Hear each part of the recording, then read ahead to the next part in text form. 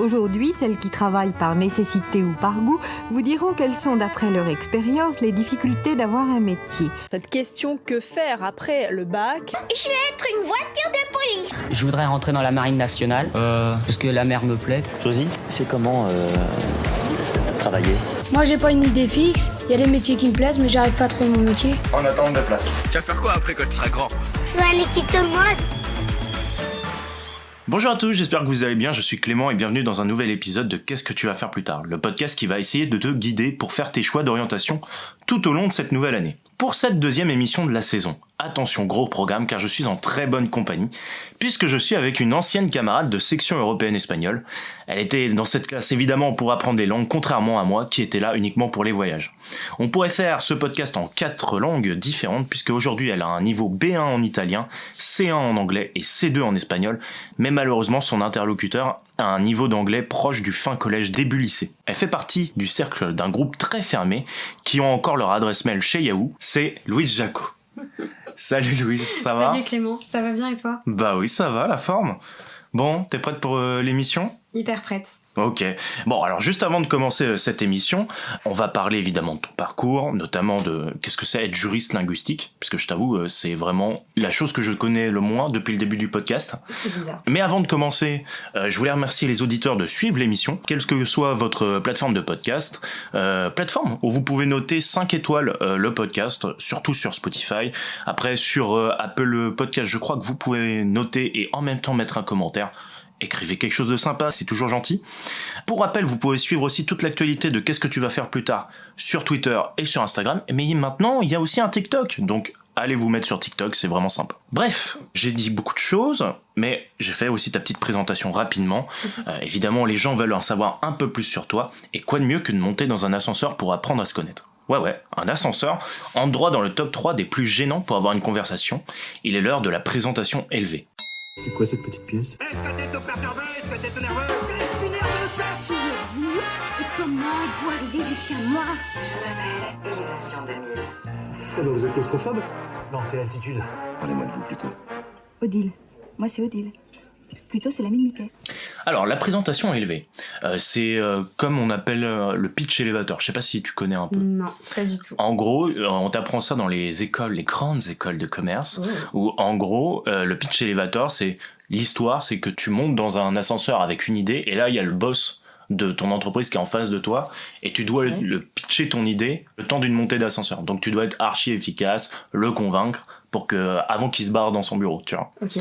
Donc là, tu vas devoir nous convaincre. Ah oui. Mais en gros, c'est une petite présentation avec des questions-réponses rapides en une minute, tu vois. Très bien. Donc le but, c'est de te faire un peu speeder. Ok? Ok.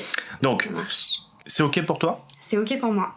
Alors c'est parti, je prends ma voix de majordome d'ouvreur d'ascenseur et je t'ouvre la porte du monte-charge. Bienvenue madame dans votre ascenseur de présentation, je suis Bernabé et c'est moi qui vous pose les questions. Prêt? Tout à fait prête. C'est parti. Nom de famille. Jaco. Prénom. Louise. Âge. 23 ans. Matière préférée au collège et au lycée. Les langues. 8 x 7. 48. Presque. Ta passion actuelle. Ma passion actuelle. Très bonne question. Attention, je passe à la suivante ou pas? Le temps passe. Ma passion, non, j'en ai pas. Ok. Non. Comment on dit un pingouin en français, en anglais, en espagnol et en italien? Non, là, t'es trop dur. À toi. Ah, ça va pas être niveau C2, visiblement. Non, là, t'es trop dur. Un pingouin, là, c'est... C'est l'histoire d'un tétard, il pensait qu'il était tôt, mais en fait, il était... Tard. C'est ton artiste du moment? Bon hiver. Le métier que tu voulais faire quand tu étais petite? Orthophoniste. La couleur du canapé derrière moi? Camel, je dirais. Ton endroit préféré? Mon endroit préféré, le sud, la Provence. Et top. Bon, bah, parfait. J'ai entendu la sonnerie de l'ascenseur. Nous sommes arrivés. Merci madame d'avoir choisi la compagnie Qu'est-ce que tu vas faire pour votre voyage? Je vous en prie, rentrez dans la pièce.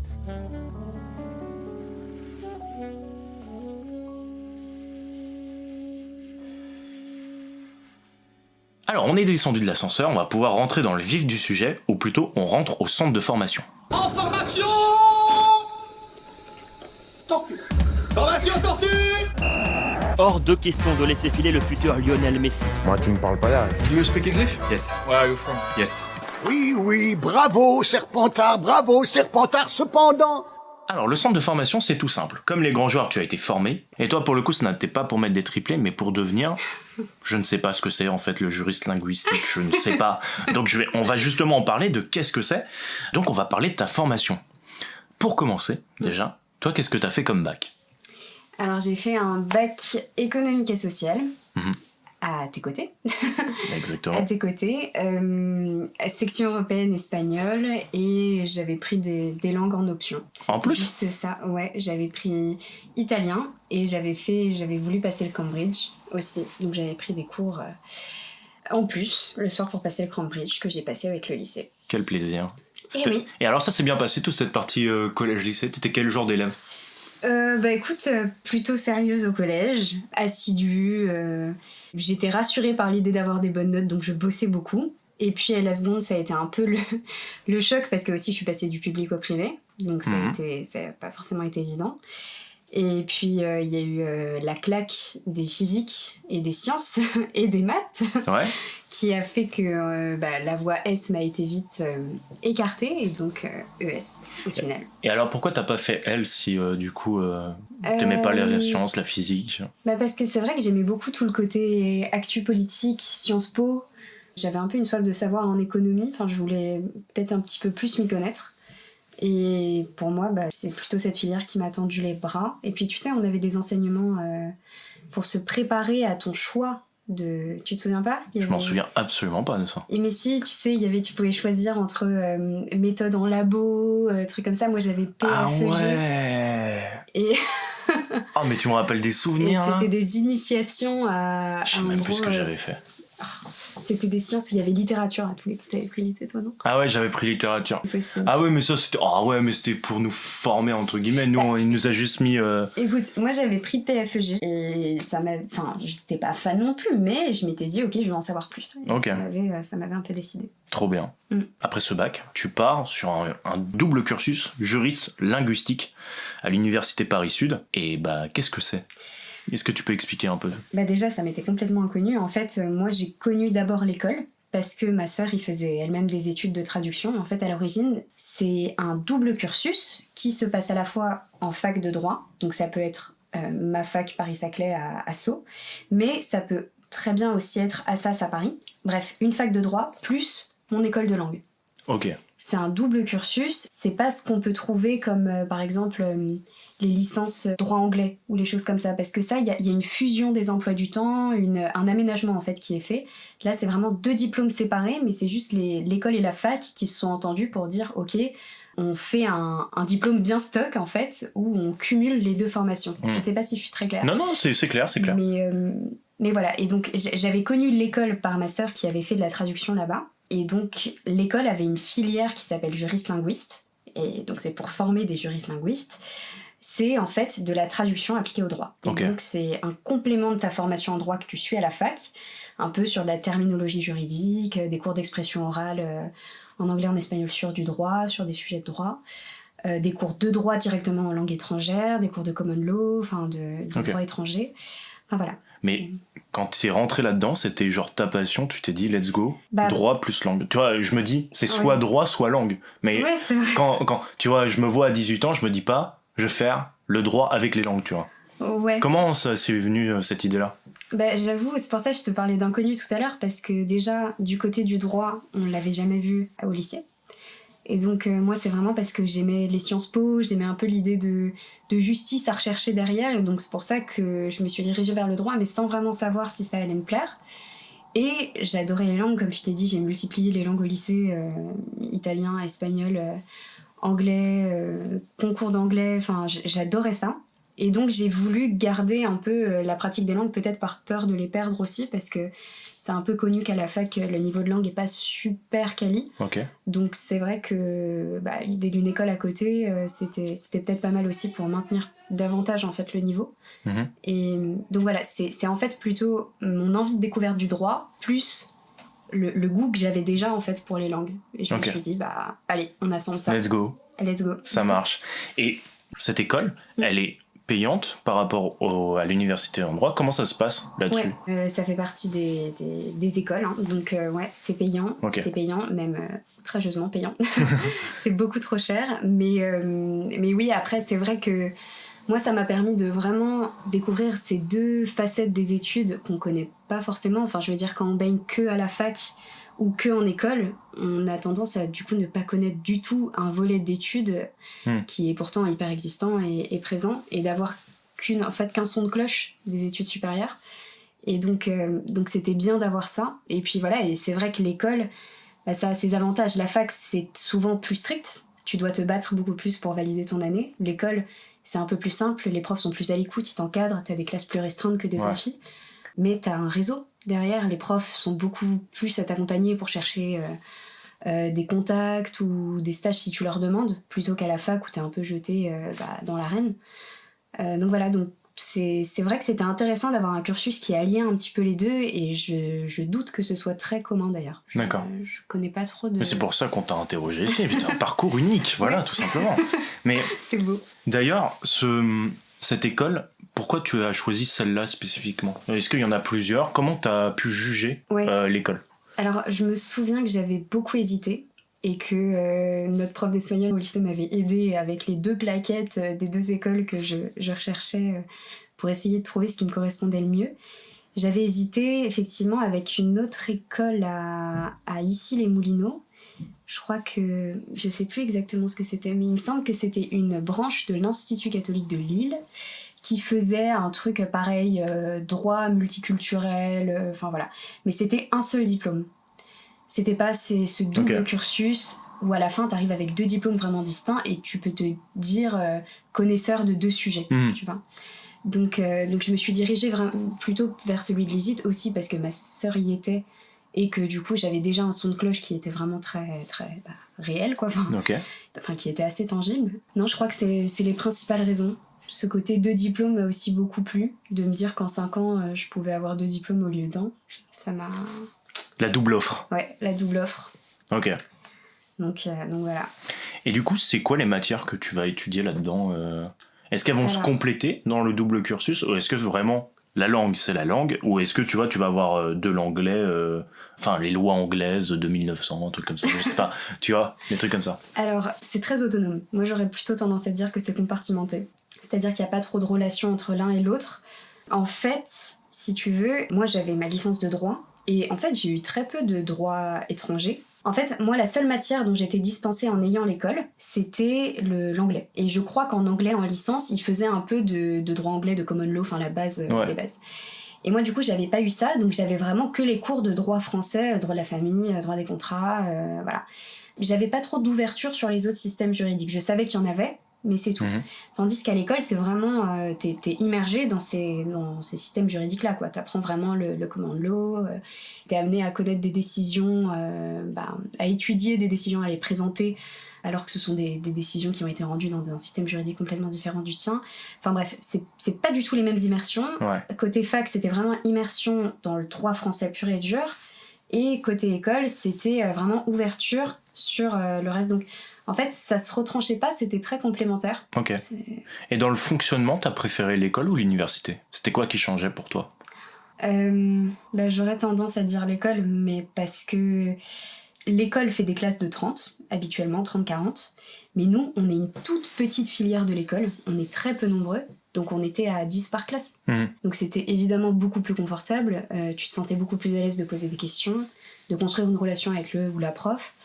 Et puis c'est vrai qu'il y avait un peu un climat de confiance et de justice qu'il n'y avait pas forcément à la fac, c'est-à-dire que à la fac de droit, je pense qu'on aura l'occasion d'en reparler, mais c'est vrai que tu te prends une grosse claque à l'arrivée, que on te dit d'office...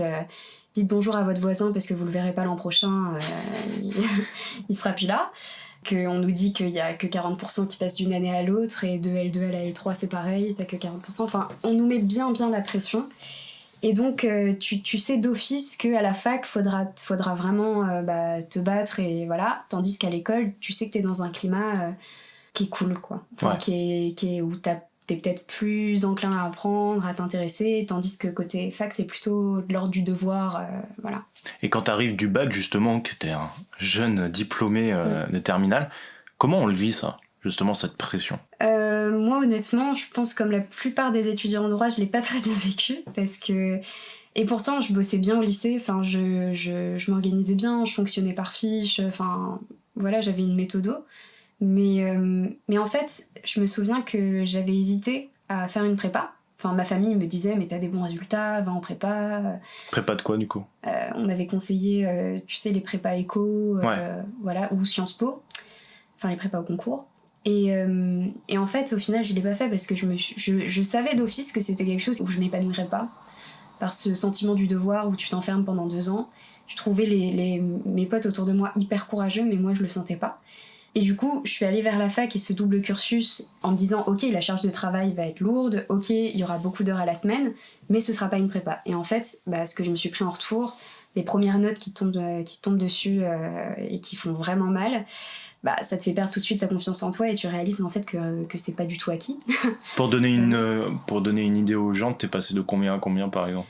Même si les matières ont rien à voir du coup entre le lycée et ta fac de droit, mais... Les matières n'ont rien à voir, je peux te donner, après je sais pas si c'est très représentatif de tout le cursus, hein, parce que en seconde j'avais de très mauvais résultats en sciences par exemple, enfin je tournais facilement autour des moyennes à 7 ou 8 dans les matières scientifiques, alors qu'en langue, c'était ce que j'espérais. C'était 17-18, enfin tu vois.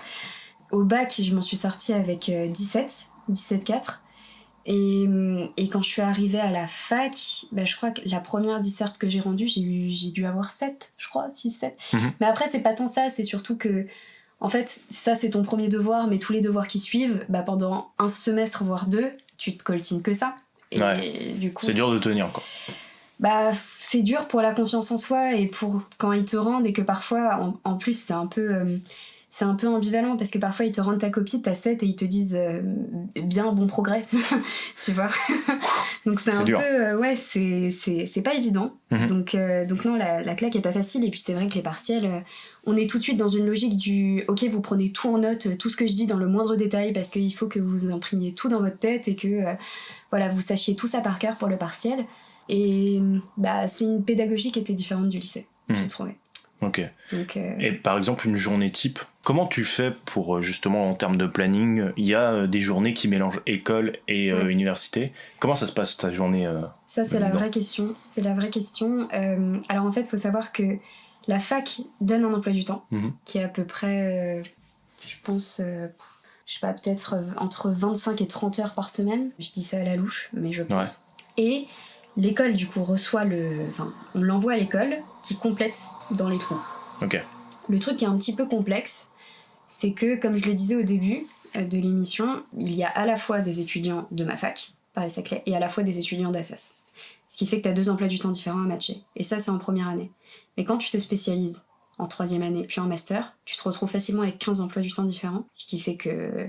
Ouais, c'est impossible à tenir. C'est hyper complexe, mais en tout cas, sur le principe, c'est ça. C'est-à-dire que, moi, une journée type, pendant ma première, 2e année, c'était... même pendant tout mon cursus, c'était... le matin, j'ai un amphi de 3 heures, je déj, j'ai un amphi de 3 heures, et j'ai 1 heure de temps pour me déplacer à l'école, et j'ai 2 heures de cours à l'école. Et je termine à 20h. Sacrée journée. Mais attends, okay. T'as rien vu parce qu'avec le Covid et tout, maintenant on a eu les cours à distance et du coup forcément ça a repoussé, ça a terminé plus tard. Ouais, on va en parler, il y a une petite page Covid après. Mais on peut en parler maintenant d'ailleurs. Non, me retiens. En vrai, on peut parler du Covid, ça tombe bien. Genre, comment toi tu l'as vécu? Comment ça s'est passé pour toi, cette période? Alors...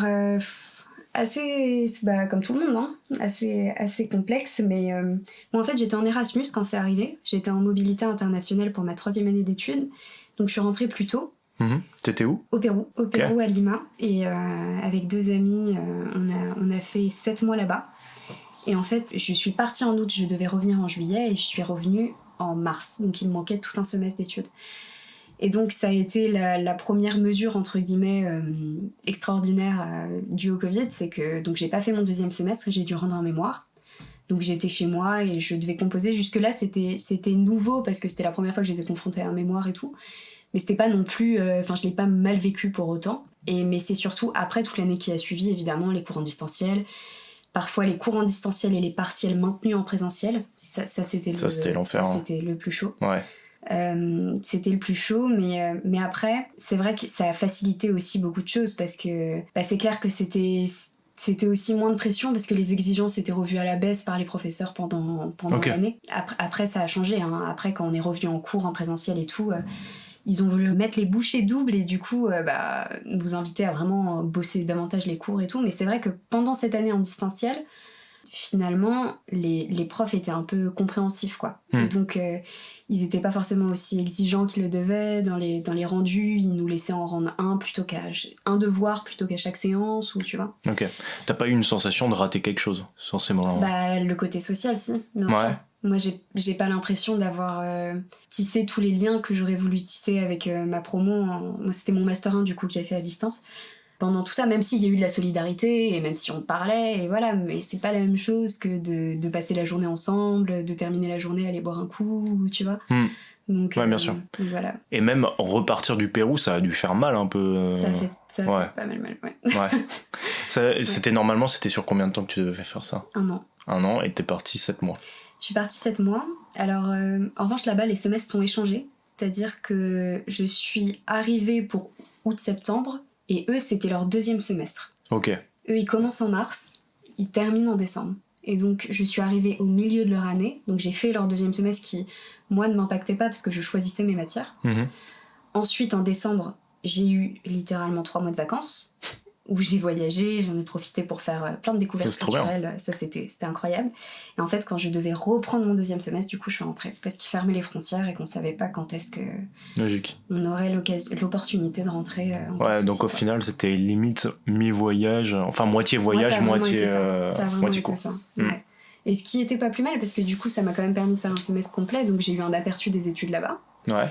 Et j'ai eu tout le côté interculturel, immersion, et dans plusieurs pays en plus, parce que j'ai eu quand même l'occasion d'aller au Mexique, en Colombie, en Argentine, de visiter le Pérou à fond. Enfin, ça a été incroyable. C'était pas des études, mais c'était une découverte peut-être aussi qui mêlait du personnel, et c'était juste hyper riche. Franchement, trop bien. C'est déjà ça de prix. C'est déjà ça de prix. Voilà, faut se dire qu'il y en a, ils ont pas réussi à partir. Je suis pas à plaindre. Ouais. Je suis clairement pas à plaindre. Non, ça. Est-ce que tu veux parler un peu des matières que vous faisiez? Ouais, bien sûr. Du coup, je vais faire à chaque fois côté fac, côté école. Ouais, carrément. Côté fac, alors la première année, on voit les bases du droit, mais c'est vraiment très superficiel. C'est-à-dire, on apprend à connaître les textes fondateurs, les matières un peu les plus importantes, mais vraiment en superficie. Les bases du droit civil, les bases du droit constitutionnel. Et en fait, l'enjeu de cette première année, c'est surtout trouver sa méthodologie. C'est pour ça qu'on se prend autant de sales notes, c'est qu'ils nous savent vraiment pour qu'on se rende compte que c'est pas simple et qu'on la bosse et qu'on la rebosse et qu'on la rebosse. Ils vous donnent des cours de méthodo? Disons que t'as les TD, en fait. T'as les cours en amphi. Chaque semaine, par exemple, les lundis matins, j'avais 3 heures de droit constitutionnel chaque semaine. Et j'avais, dans la même semaine, un créneau d'1h30 de cours en petite classe restreinte, cette fois, où on était 30. Et en fait, c'est là où tu rends des devoirs. Donc, ils te donnent un espèce de gros dossier avec... t'as 10 séances en tout de TD, t'as 10 fois c'est 1h30. Et en fait, pour une séance, tu dois avoir consulté tous les textes qu'on t'a donnés. Faire un résumé pour toi, mais ça, on viendra pas checker que t'aies bien fait tes résumés, c'est à toi de bosser. Et surtout, rendre le devoir. En première année, t'es quasiment obligé de rendre un devoir tout le temps et ils te disent pas quand ils ramassent.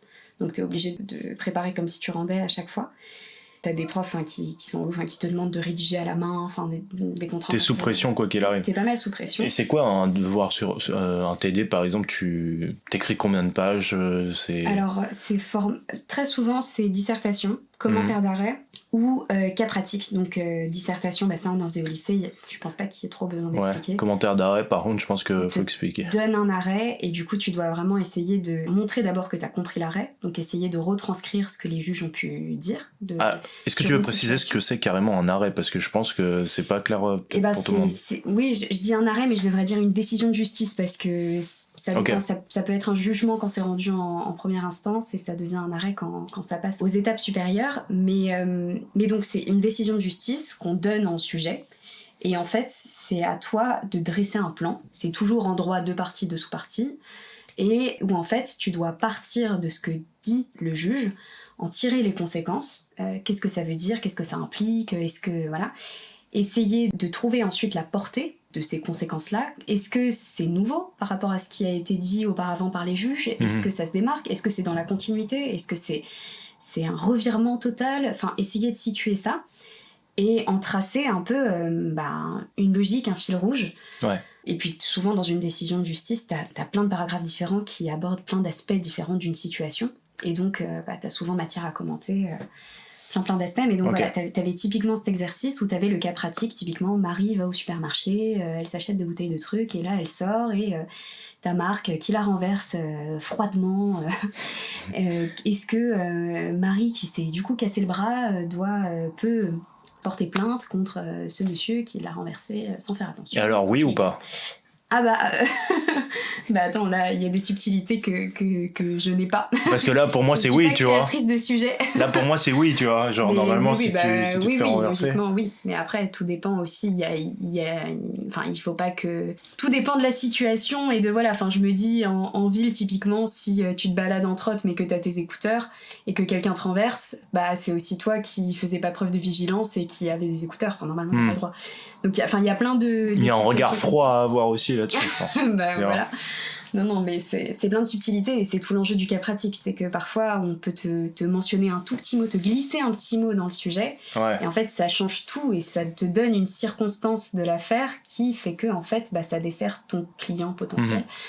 Ou pas. Et donc, t'avais ces trois types d'exercices en TD. Et je sais plus ce que tu m'avais demandé de base. Je t'avais demandé les différentes matières, les différents travaux que tu faisais. En format de devoir, c'était ça. Et en matière, première année c'était méthodo. Et en fait, la méthodo, au bout de la première année, elle doit être acquise. Et tu rentres dans le pur dur du droit en deuxième année. Ok. Tu fais des droits, des obligations. La base de base. C'est quoi? Le droit pénal. C'est le droit des contrats, c'est ce qui sert à tout dans la vie. Hein. Quand tu vas acheter ton pain, quand tu vas acheter, je sais pas, quoi que ce soit, quand tu fais appel à la prestation de quelqu'un, quand tu. Voilà. C'est du droit des contrats, ça tombe. Quand t'achètes, mais pourtant quand t'achètes ton pain, tu vois, moi je pose les questions un peu connes, hein, tu vois, mais genre, ouais. Quand t'achètes ton pain, tu signes pas de contrat. Tu signes pas de contrat, mais il y a un échange. Tu payes avec de la monnaie ce que la personne en face de toi a travaillé à façonner. Enfin, c'est un échange et donc derrière il y a. Mais pourquoi il y a tout un espèce d'écosystème de règles et tout là-dessus, alors que c'est juste un échange de argent contre nourriture. De bons procédés. Ouais, tu vois. Je veux dire, il n'y a pas plus basique que ça si on part là-dessus. Parce qu'on est humain et qu'on est fondamentalement très complexe et que tu peux très bien avoir un monsieur Tartampion demain qui te dit « Ah bah non, ma baguette, il y a une tache noire dessus, ça me va pas, comment ça se fait? Expliquez-moi qu'il y a une tache noire, je veux que vous me remboursiez. » Forcément, derrière, à ce moment-là, quand t'as des... Là, je prends le pain, donc c'est complètement ridicule. Non, mais c'est ridicule. On se reverra. On se reverra au prud'homme. Mais voilà, tu vois, c'est juste que... Moi, je pense qu'on a de plus en plus de règles, et c'est ce qui fait aussi la complexité du droit, c'est que t'as énormément de secteurs à étudier, parce qu'on est très complexe, et qu'on est humain, qu'on a des modes de vie qui nous amènent à faire plein de choses, à rencontrer une multiplicité d'acteurs. Et forcément, ça implique qu'il y ait des règles derrière pour prévoir le plus de situations possibles. Après, ça pose toute la question de est-ce qu'il faut la moindre règle pour chaque situation de la vie?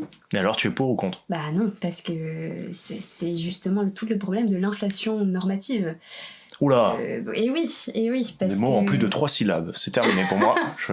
Non, mais c'est vrai que si le droit vient à réglementer chacune des situations de la vie potentielle et hypothétique qui peut arriver, tu vois la tête des codes, t'as déjà vu un code. Oui. Là, on s'en sort plus. Enfin, tu arrives avec une montagne.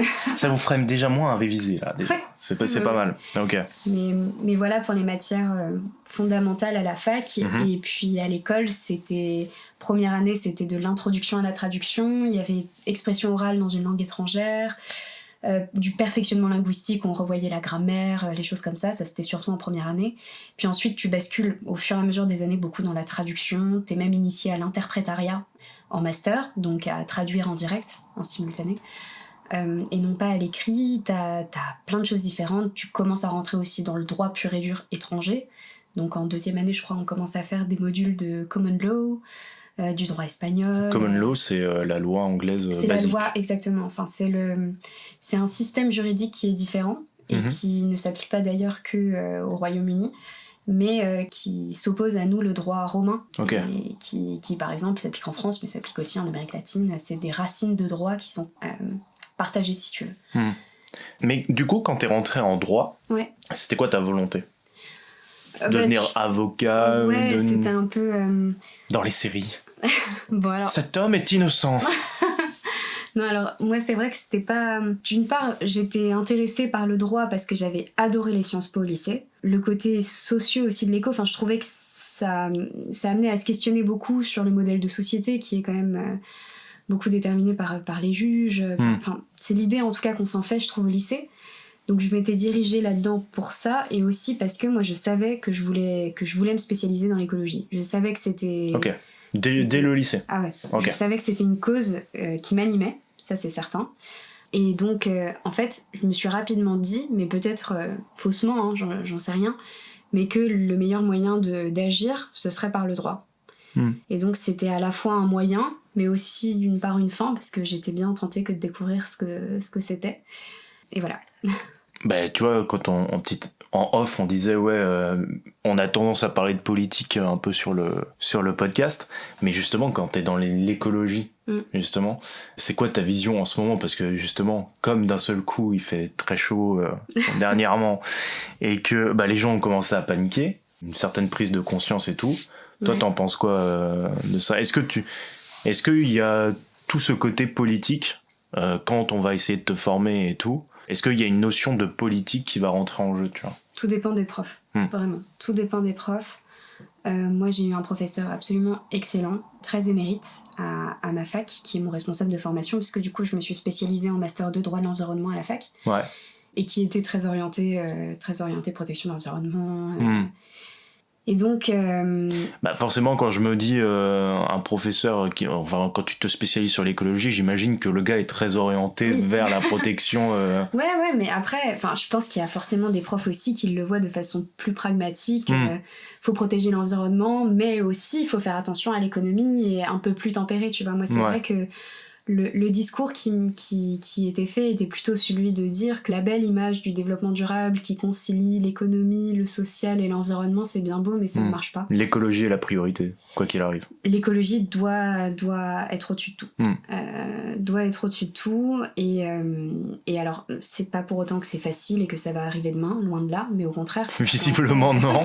C'est ce qui en fait un combat qui est intéressant, c'est que c'est au bout de la ligne et qu'il faut vraiment s'investir justement dans la cause pour faire qu'un jour ça arrive. Est-ce que tu sens que ton futur métier est de plus en plus important au fur et à mesure des années ? Oui. Est-ce que tu as senti qu'il y avait un poids en fait qui a été pris ? Moi, après, peut-être que je m'en rendais pas compte, mais c'est vrai que quand je sortais du lycée, je partageais pas trop cette... Enfin, mes potes étaient vigilants et tout là-dessus, il y avait pas de souci, mais... Ils faisaient pipi dans leur douche, quoi. On peut dire ça. Okay. Mais il y avait moins d'élan, tu vois. Là, aujourd'hui, j'ai l'impression que le militantisme, il touche des lycéens qui vont à Paris le week-end pour aller manifester, tu vois. Moi, c'était pas le cas, du tout. Donc, ou très peu, en tout cas, j'en connaissais peu qui le faisaient. Donc c'est vrai que ça a évolué là-dessus, d'un point de vue très objectif aussi, parce que, c'est lié, hein, mais il y a forcément plus de demandes parce qu'on touche à une situation de plus en plus grave, et voilà. Donc forcément, la pression fait qu'il y a plus de demandes, plus de besoins, et donc c'est de plus en plus ouvert. On crée beaucoup plus de postes. Regarde, rien que l'organisation aujourd'hui au ministère, c'est pas du tout la même que celle d'il y a quelques années. Aujourd'hui, c'est divisé en 2 branches, qui est dirigée au-dessus par la première ministre. On voit même au niveau institutionnel que ça a pris une importance que ça n'avait pas au fil du temps. Et au final, ton cursus là, en tout cas on appelle ça une licence finalement, tes 3 années là que t'as fait au tout début, avant de te spécialiser dans le master. Ouais. Après, du coup, attention avec les termes, parce que licence, c'est le terme universitaire. Non, c'est le terme universitaire. Il y a bachelor aussi. Bachelor, c'est le terme école. Et toi, c'est quoi alors du coup ? T'es bachelor licence ? Du coup, moi, c'est double cursus, c'est telle année du double cursus. Okay. Tu vois, c'était pas... Après, comme je te l'ai dit, c'était tellement compartimenté que j'avais l'habitude de dire licence parce que, au final, dans mon parcours, j'avais beaucoup plus de droits que de langue. Enfin, mon parcours à l'école, il était vraiment complémentaire, mais c'était 20% peut-être de mon temps. Et même de travail personnel. Mais donc, je me sentais plus en licence. Enfin, quand on me demandait, je disais je suis en licence de droit et à côté, je fais une école de langue, tu vois. Donc voilà, donc tu peux dire licence, master, mais le mot exact, ce serait... C'est double cursus. Première à 5e année, juriste-linguiste. Très bien. Voilà. Et donc, juriste-linguiste, oui. C'est quoi ce métier ? Ça sert à quoi ? C'est complexe à définir. Alors, il faut savoir qu'il y a des métiers de juriste-linguiste qui existent aujourd'hui. J'ai travaillé là dans le cadre de mon Master 2 avec le Parlement européen. En fait, il y a un système à la fac en master qui s'appelle les cliniques juridiques. Je ne sais pas si ça existe dans les autres filières, mais où en fait, il y a une asso dans laquelle tu es censé t'investir dans le cadre de ton master, où tu donnes des conseils juridiques. Alors, parfois, tu es accompagné d'avocats ou pas, où tu aides des associations, ou voilà. En tout cas, c'est une immersion un peu professionnelle dans le secteur du droit. Et moi, j'en avais une à l'école et à la fac. Et en fait, à l'école, on a bossé avec le Parlement européen, et ce sont des juristes-linguistes qui bossent là-bas, qui du coup nous encadraient, et donc ça nous a permis de nous rendre compte un petit peu de ce que c'était qu'être juriste-linguiste vraiment. Parce que c'est vrai que jusque-là, t'as l'impression de faire du droit, de faire des langues, mais du coup c'est vrai que tu peux te demander ok, comment j'associe les deux. Oui, parce qu'en fait je vois... de faire du droit à l'étranger, quoi. C'est ça, mais, dans ton métier, quand tu dis traductrice, etc., j'ai du mal à comprendre. Ouais. En gros, pourquoi pas être juste traductrice et juste tu traduis mot pour mot les mots des lois.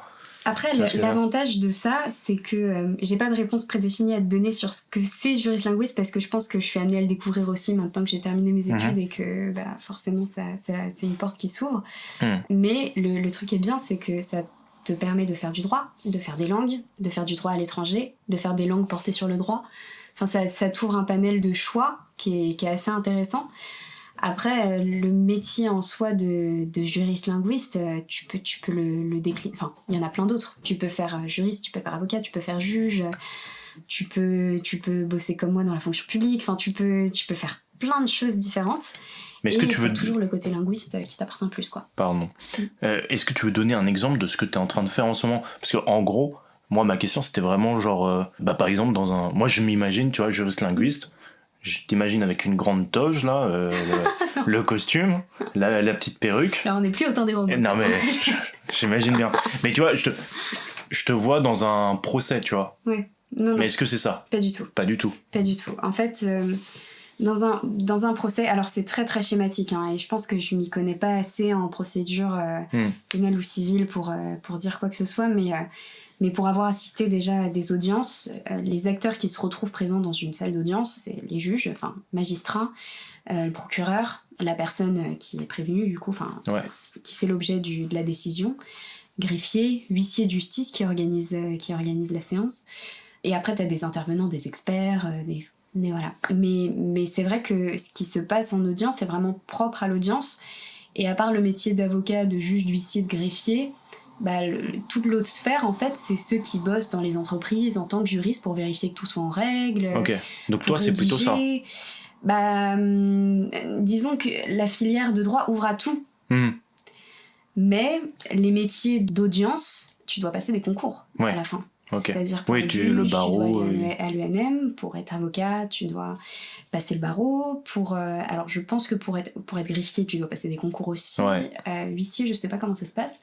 Mais tout ça pour dire que voilà, c'est pas acquis. Tandis que, à la fin de ton cursus, tu peux rentrer comme juriste dans une entreprise.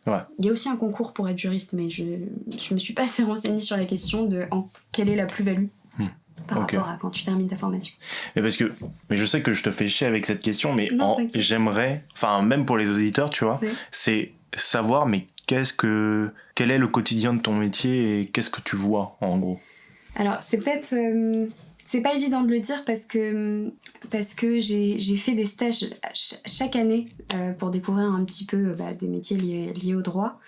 C'était pas un aperçu des options classiques qu'on t'offre en droit. J'ai fait juste un cabinet d'avocat en première année, mais on me demandait beaucoup de lectures, beaucoup de ressources, un stagiaire de première année, quoi.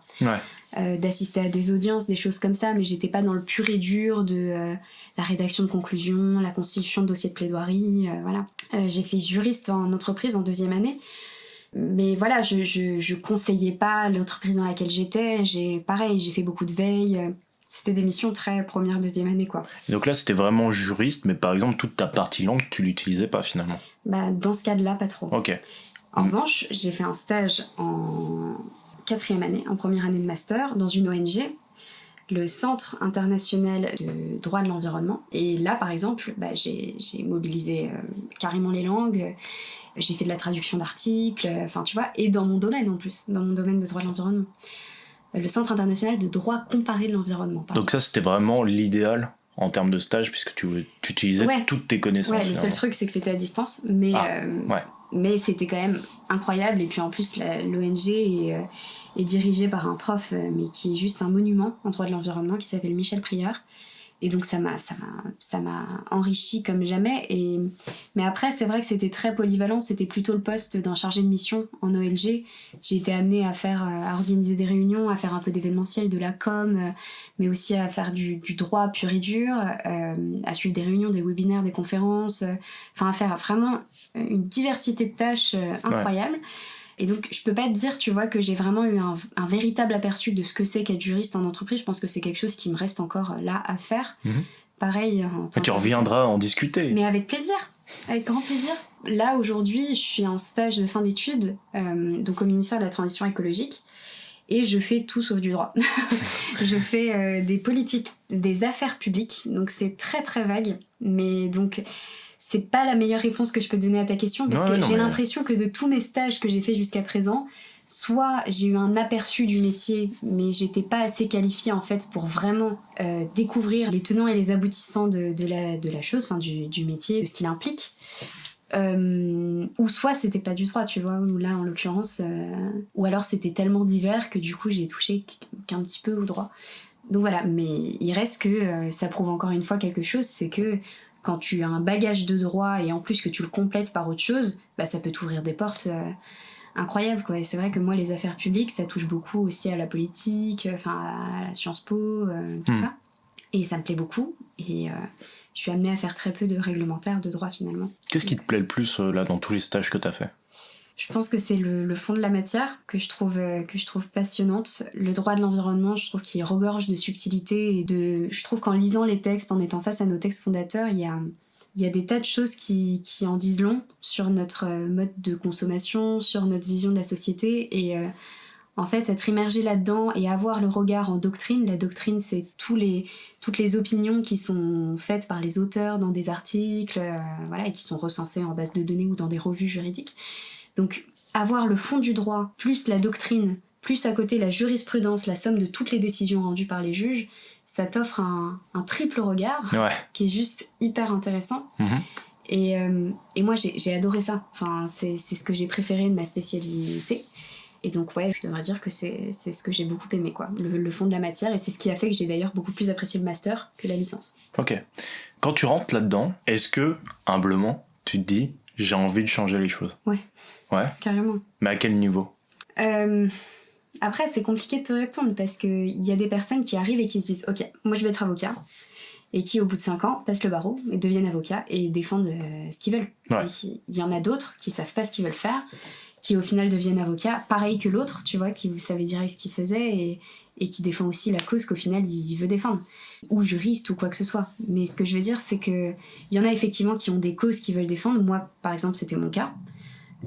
J'ai plein de potes de master, c'était pas le cas. Ils l'ont trouvé au fur et à mesure et c'est tout l'intérêt des études aussi. C'est que c'est là aussi pour te faire trouver ta cause et ta spécialité dans laquelle tu vas en apprendre plus. Et pour vraiment en faire ton objet de profession, quoi. Je sais pas si je suis très claire. Non. Moi, en tout cas, ici, c'est clair pour moi. Je vous laisse juger après. On sait qu'il y a un moment où tu t'es spécialisé. C'était à quel moment ? Alors, tu te spécialises vraiment complètement en master. Donc, tu choisis, je fais du droit public, du droit privé des affaires, du droit pénal, voilà. C'est-à-dire que dans la famille de droit public ou de droit privé, tu choisis, en fait, déjà à quelle famille t'appartiens en master 1. Donc, t'es soit publiciste, soit privatiste. T'en as évidemment, comme dans tous les cas, qui chevauchent un peu les deux, donc t'es mixte. Et en Master 2, tu prends une petite ramification, une petite branche de la famille dans laquelle t'es rentré. Et donc moi, je suis rentrée en droit public en M1, et j'ai fait droit de l'environnement en M2. Donc ça, c'est la grosse spécialité, mais avant ça, tu commences à faire un choix des matières qui orientent un petit peu la chose dès la 2e année. Je me souviens que moi, il y a eu une année où j'avais le choix... En fait, apprendre, tu sais, tes plus grosses matières de coefficients, tes matières pour lesquelles tu as les plus gros coefficients, ou bien droit pénal, ou bien finance publique. Donc tu vois, déjà ça oriente, Ouais. tu sens que tu prends déjà une direction, voilà. Ou bien autre chose, je crois que c'était l'histoire ou je sais pas quoi. Mais voilà, donc t'es amené à faire un choix de matière. Normalement, en 3e année, tu fais vraiment un choix de matière qui est très précis, droit public, droit privé ou les deux. Moi, je l'ai pas fait parce que, étant partie en mobilité, tu passes au travers des mailles de ce filet. Mais donc voilà, tu commences à choisir tes matières en licence, de plus en plus, d'abord un peu en L2 et ensuite davantage en L3. Tu te spécialises et tu fais ton choix en master, tout en sachant que c'est absolument pas définitif et que si tu fais un master 1 de droit privé, tu peux très bien candidater à un master 1 de droit public après. La seule chose à savoir étant que la sélection est de plus en plus dure. T'as des rattrapages de matière aussi, non? T'as des rattrapages de matière, effectivement, mais ça je pense que c'est un peu partout parce qu'à l'école j'en ai aussi. Mais c'est vrai que t'as des choses qui sont... Enfin, t'as des consignes qui sont un peu dures, tu dois forcément avoir plus de 7 sur 20 si tu veux espérer valider par compensation. Ok. En dessous de 7, tu peux pas compenser. Ta matière, tu la passes forcément au rattrapage et tu la valides ou t'as pas de problème. C'est un peu... voilà. Justement, comment on passe à l'année suivante? T'as des partiels, ça c'est, je pense que c'est ok pour tout le monde. Ouais. Est-ce que t'as des oraux? T'as des oraux. Il y a les TD aussi. Okay. T'as les TD. On en a expliqué un peu, mais les oraux par exemple, est-ce que tu veux expliquer Ouais, alors c'est un peu l'horreur des étudiants. Enfin, c'est vrai que, après, tout dépend des profs, mais justement, en fait, tout dépend des profs. Et que parfois, tu peux te retrouver face à des professeurs qui adorent les oraux et qui sont très sadiques et qui peuvent te déstabiliser à un point dingue et qui n'est pas très... Enfin, qui fait un peu s'écarter de l'idée de pédagogie qu'on recherche, tu vois. Et donc c'est vrai que les oraux, c'est un peu compliqué, mais pour en revenir à la notation... T'as une note de contrôle continu, donc la somme de tous les devoirs, de la participation orale que tu rends en TD. T'as une note contrôle continu de TD. Une note partielle, c'est 50-50. À la fin, ça te fait une moyenne. Et sur toutes tes matières, t'en as genre entre 7 et 8 par semestre. Et normalement, t'as un système de compensation entre les matières, mais c'est ce que je te disais, c'est-à-dire que si t'as en dessous de 7, ça compense pas. C'est mort. C'est compliqué, et puis d'année en année, ça change aussi selon les responsables de formation. C'est un peu complexe. Bah, vous verrez sur le moment si vous vous inscrivez là, mais évidemment il y a beaucoup de complexité, mais je trouve ça assez clair en tout cas les explications que tu as données. Ouais. Non, vraiment, après, vraiment. Enfin, il faut se plonger dans la grille et un peu l'expérimenter. Enfin, moi je sais qu'on me l'avait déjà expliqué avant d'arriver en études sup et je n'avais rien compris. Donc non, faut le voir un peu pour comprendre. C'est un système qui est très particulier. Et donc pendant ton cursus, tu as réussi à partir à l'étranger. Comment tu t'es renseigné là-dessus? Est-ce que c'est l'école, c'est via l'école ou via la fac? Via la fac, okay. Contre toute attente. La fac te propose de partir, mais l'école te propose pas par contre. Ça, c'est le système du double cursus, mais à l'école, tu vois, il y a d'autres filières, dont celle que ma sœur avait faite. Et par exemple, évidemment, ils prônent à fond la mobilité, l'échange. Je pense même que tu as plusieurs années où tu peux faire des échanges parce que c'est une école d'interculturel, de langue. Donc, ils prônent ça à fond. En droit, c'est complètement différent. Je sais qu'à Assas, par exemple, ils le dévalorisent complètement. Enfin, que c'est quelque chose, ils t'encouragent pas du tout à partir parce qu'ils considèrent qu'en France, en 3e année, t'as des matières fondatrices qui sont enseignées, ce qui est vrai, d'un côté. Et donc, que tu peux pas te permettre de les louper en partant de la coulée douce à l'étranger. C'est pas la vision de tous les masters. Je sais que moi, dans ma fac, ils étaient beaucoup plus tempérés que ça. Ils considéraient que si tu te dirigeais plutôt dans une spécialité publiciste, t'avais plus d'ouverture, t'étais plus amené à aller voir les autres systèmes juridiques, comment ils fonctionnent, etc. Tandis que si t'es privatiste, c'est plus calqué système français, voilà. Et donc si tu faisais une mobilité et que tu demandais derrière un master privatiste, on nous disait que c'était plus complexe que si tu avais fait une mobilité et que tu demandais un master public. Bien sûr, c'est sûr. Voilà. Ok. Et donc, quand t'es parti au Pérou, c'était quoi le but d'aller là-bas? Moi, le but, ça a vraiment été de... C'est vrai que ça mêlait beaucoup de personnel et d'études, parce que... beaucoup de personnel et j'allais dire pro, mais c'était pas encore ça.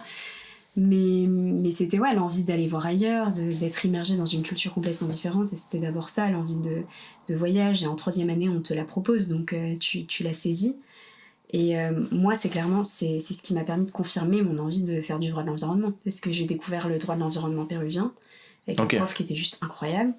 On a bossé tout le semestre sur un projet qui se travaillait en Amazonie, qui consistait en gros à creuser tous les fonds d'une rivière, mais du coup ce qui amenait à mélanger tous les sédiments, à stopper les espèces migratrices qui passaient par là, enfin voilà. Okay. Ce qui amenait aussi des problématiques liées à l'eau potable des peuples indigènes qui vivaient là-bas. Parce que eux utilisent l'eau forcément de la rivière qui est à côté. Donc là, c'était vraiment un cas concret que tu voyais pas forcément en France, que j'étais pas du tout amenée à voir en France. Ouais. Pas du tout. Et en plus, dans un cadre de biodiversité qui est juste unique. Et ce qui était fou, c'est que du coup, tu vois, j'ai fait un semestre où j'ai étudié tout ce droit. Et à la fin de mon semestre, j'ai voyagé, j'ai fait une immersion de 5 jours en Amazonie. Et du coup, tu te dis, ce que j'ai appris, c'est pas pour rien, c'est pour défendre ce que j'ai face à moi. Et ça a un sens en fait, une raison d'être. Et donc moi je pense que autant personnellement pour s'ouvrir à d'autres cultures, avoir un autre regard sur les choses, c'est hyper important. Mais je sais très bien que c'est pas une vision qui est partagée par tout le monde. Ouais. Et certaines personnes pensent que ça reste de l'ordre du voyage, du tourisme et de voilà, tu vois. Même s'il y en a eu un peu, mais il y en a eu. forcément, mais en même temps il faut profiter. Il faut profiter. C'est la base. Tout à fait. Quand t'es parti au Pérou, est-ce que tu savais que t'allais faire ça ? Tu t'es renseigné un peu avant ? Il y avait quoi ? Il y avait d'autres possibilités de partir ailleurs, ou il y avait des trucs qui t'intéressaient ? Ou vraiment t'es parti au Pérou en mode j'aime bien le Pérou, ça m'intéresse, je vois qu'il y a le droit d'environnement, on va y aller. Mais est-ce que t'avais plus d'infos que ça ? Alors, pas vraiment. En fait, ils te donnent les destinations. Quand tu t'intéresses à partir, ils te disent ok, on a un partenariat avec telle fac. Je t'avoue que j'ai pas trop souvenir de comment ça s'est passé. Je sais juste que j'étais avec 2 copines qui étaient très très motivées et qu'on a vu le Pérou, que nous on adorait l'espagnol. Et donc oui, parce qu'à l'ISIT tu peux soit prendre qu'anglais, soit prendre anglais plus une autre langue. Et moi en l'occurrence c'était anglais et espagnol. Donc j'avais mon cercle d'amis qui faisaient le double cursus qui ne faisaient qu'anglais et d'autres amis en cercle plus restreint qui partageaient les mêmes cours d'anglais, mais plus en comité encore plus restreint espagnol. Ok. Je sais pas si voilà. Ouais, si. Mais voilà, et donc avec ces 2 copines de ma fac et de l'école, on est partis toutes les 3 là-bas parce qu'on trouvait que c'était une super opportunité et je crois que c'était la seule destination en Amérique latine. Il y avait beaucoup d'Espagne et tout, mais on se disait bon c'est à côté, là on a l'opportunité de partir 1 an, on va partir en Espagne alors que c'est voisin d'ici. Donc voilà, c'est pour ça qu'on s'est dirigé vers là-bas. On avait beaucoup hésité avec le Mexique aussi, je m'en souviens. Mais voilà, et je me souviens qu'il n'y avait pas beaucoup de place du tout et c'était pas prisé. Les étudiants voulaient pas forcément y aller. Donc je me souviens qu'il y avait 5 places et on est les 3 seuls à être partis, tu vois. Et c'était facile là-bas de s'acclimater à la vie, ça a été facile de trouver un logement, etc. Ça a été compliqué quand même. En fait, en y allant, parce que nous on avait pris un Airbnb sur 1 semaine pour se laisser le temps de trouver sur place. Et en fait, on a eu de la chance parce que la fac nous a donné une liste d'hébergements. On a visité le premier et c'était nickel. Donc, c'était dans une maison d'une famille péruvienne qui, du coup, nous accueillait à l'étage et on avait l'étage pour nous. Enfin, c'était génial. Il y avait plein d'autres colocs. Une brésilienne, 2 argentines, des allemands. Donc, c'était vraiment cool. Mais c'est vrai que le décalage... moi, après, j'en avais déjà eu un aperçu parce que j'avais déjà voyagé en Amérique latine. Avec le lycée, j'étais partie en Équateur. J'avais fait le Costa Rica, qui est plus Amérique centrale. Au lycée, t'avais fait l'Équateur avec le lycée ? Ouais. Donc, je savais qu'il y avait un décalage de culture qui était quand même fort, mais que j'avais déjà eu l'occasion de connaître, tu vois. Donc moi, j'avais plaisir à le découvrir. Je sais que mes potes, par exemple, le décalage a été plus violent forcément parce que... Ouais, c'était la première fois. Et tout. Ouais. Et puis, c'est tout con, mais tu vois, les produits que tu utilises au quotidien ou les aliments que tu manges ou quoi, le fait de ne plus avoir tes repères, parfois... Le pain, croissant. Il n'y a pas de pain là-bas. Non. Non, mais c'est tout bête. Mais c'est vrai que c'est ce qui rend l'acclimatation parfois un peu plus longue. Voilà. Tandis que si tu vas en Espagne, c'est quand même plus simple. Enfin, je veux pas faire de généralité, hein, mais... non, mais t'es même plus proche de chez toi, quoi. Donc s'il y a un problème, tu reviens plus facilement, quoi. C'est ça. Donc complexe, mais aussi excitant. C'était sympa d'être en immersion totale là-bas. D'accord. Et du coup, prendre ce master-là, c'était la suite logique de ta licence ou d'autres personnes allaient ailleurs ou s'arrêtaient à la licence ? Est-ce que ça arrive ? Alors, dans le juriste linguiste, il faut savoir qu'au début, on devait être... on devait être 20. Peut-être un peu plus quand même. Ouais, peut-être 25, je sais pas. Et en fait, au fur et à mesure des années, t'en as plein qui abandonnent. Du coup, on se retrouve à... Là, tu vois, cette année, on était 12, je crois. Ah ouais. Ouais. Et encore, il y en a qui sont... Tu peux pas te cacher en classe, quoi. Non, tu peux clairement pas. Mais voilà, donc... Qu'est-ce que tu m'as demandé ? Je te demandais, est-ce que c'était la suite logique ? Est-ce que les gens arrêtaient en 3e année pour aller taffer ou aller faire autre chose ? Il y en a qui ont abandonné, mais parce que trop dur, parce que ne correspondait pas, parce que voilà, parce que pas forcément de plus-value selon eux de l'école, ou voilà. Mais moi j'ai eu des profils très variés.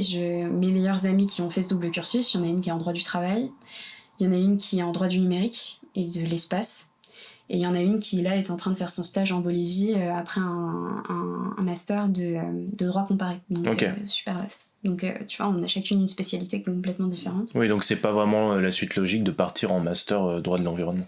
Non, c'est vraiment ta spécialité que tu choisis selon toi, ton feeling, tes aspirations, voilà. Ok.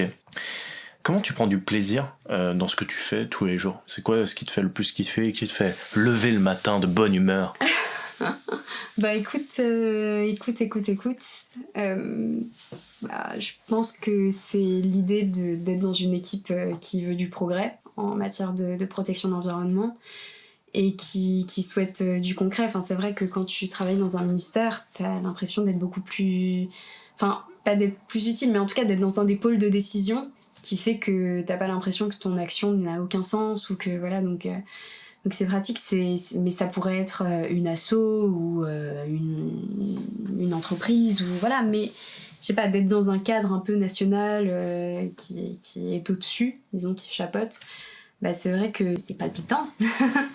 Non, c'est intéressant de découvrir en tout cas. Et voilà. D'accord. Et en conclusion de ce master, du coup, tu dois faire un mémoire. Ouais. Déjà, comment ça s'est passé ? On a la chance de t'avoir, puisque tu l'as rendu hier, c'est ça ? 22h. Voilà.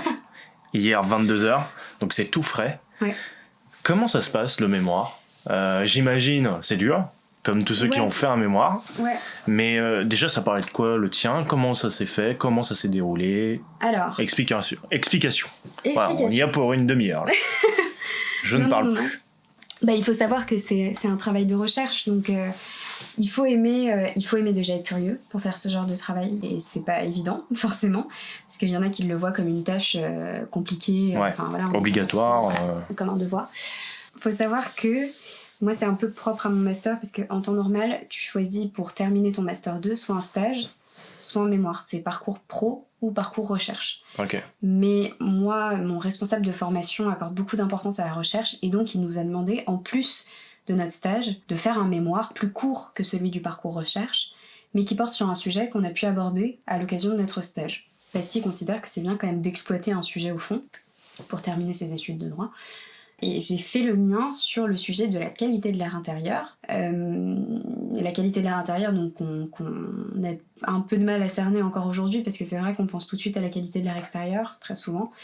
Mais avec le Covid, c'est une thématique qui a beaucoup émergé, avec la transmission du virus en intérieur. Forcément, il y a les polluants derrière aussi qui posent question. Il y a tous les sujets par rapport aux émissions de polluants de meubles neufs, les purificateurs d'air, les huiles essentielles. C'est des thématiques qui commencent à revenir beaucoup sur le devant de la scène. Et donc, moi, j'ai fait mon mémoire sur le dispositif de surveillance de la qualité de l'air intérieur dans les écoles et les crèches. Okay. Un dispositif qui existe aujourd'hui et qui consiste en fait en 3 étapes à s'assurer que la qualité de l'air dans laquelle les enfants en bas âge ou en maternelle, primaire, collège, lycée, soit que l'air soit sain pour eux. Comme ils sont à un stade de développement qui est plus vulnérable qu'une personne adulte. Ouais. Sous ce dispositif, il faut savoir qu'il y a les écoles, les crèches, mais il y a aussi les EHPAD, les maisons de pénitentiaires pour jeunes, juvéniles. Mais les premiers bâtiments concernés, on a commencé à élaborer le dispositif pour les écoles et les crèches. Et ça, c'est depuis 2011. Mais moi, j'ai bossé à l'occasion de mon stage sur la réforme pour le rendre un peu plus fort et prendre un peu en compte les acquis de la crise Covid et tout ce qu'on a appris depuis et toutes les découvertes scientifiques faites entre-temps. Et donc, je fais mon mémoire sur l'élaboration de cette réforme. Pourquoi est-ce qu'on a ajouté tel polluant à la liste de ceux qui seraient examinés lors de la surveillance ? Pourquoi est-ce qu'on a mis le CO2 et on n'a pas mis, les particules fines ? Pourquoi on n'a pas mis les pesticides ? Pourquoi, pour décrire un petit peu le système, expliquer en quoi est-ce qu'il est plus protecteur, en quoi est-ce qu'il est pertinent. et en quoi est-ce que parfois l'État a été contraint parce qu'il doit associer à tout ce processus de réforme tous les acteurs, les collectivités qui doivent mettre en place le dispositif, donc les communes, les régions, les départements, les établissements eux-mêmes, les écoles, les crèches, les directeurs d'établissements, les services techniques qui sont censés faire des évaluations en classe. Tout ce petit monde-là a eu à se prononcer sur la réforme, et il y a eu des accords, des désaccords, ce qui fait que forcément tu arrives tout l'enjeu, c'est de construire le consensus par le droit. C'était très très intéressant, donc j'ai fait tout mon mémoire là-dessus, sur comment construire le consensus entre tous ces acteurs sur un sujet aussi important et qui prend de l'importance et qui fait l'objet de préoccupations de plus en plus fortes de la part des citoyens. Donc voilà, c'était mon mémoire sur 6 mois que j'ai rendu hier, et j'en suis bien contente. Et t'es fière de ton mémoire? Comment ça s'est passé? C'était dur? Ouais, mais je pense que ça dépend vraiment entièrement de ta personnalité, si tu aimes la recherche ou pas.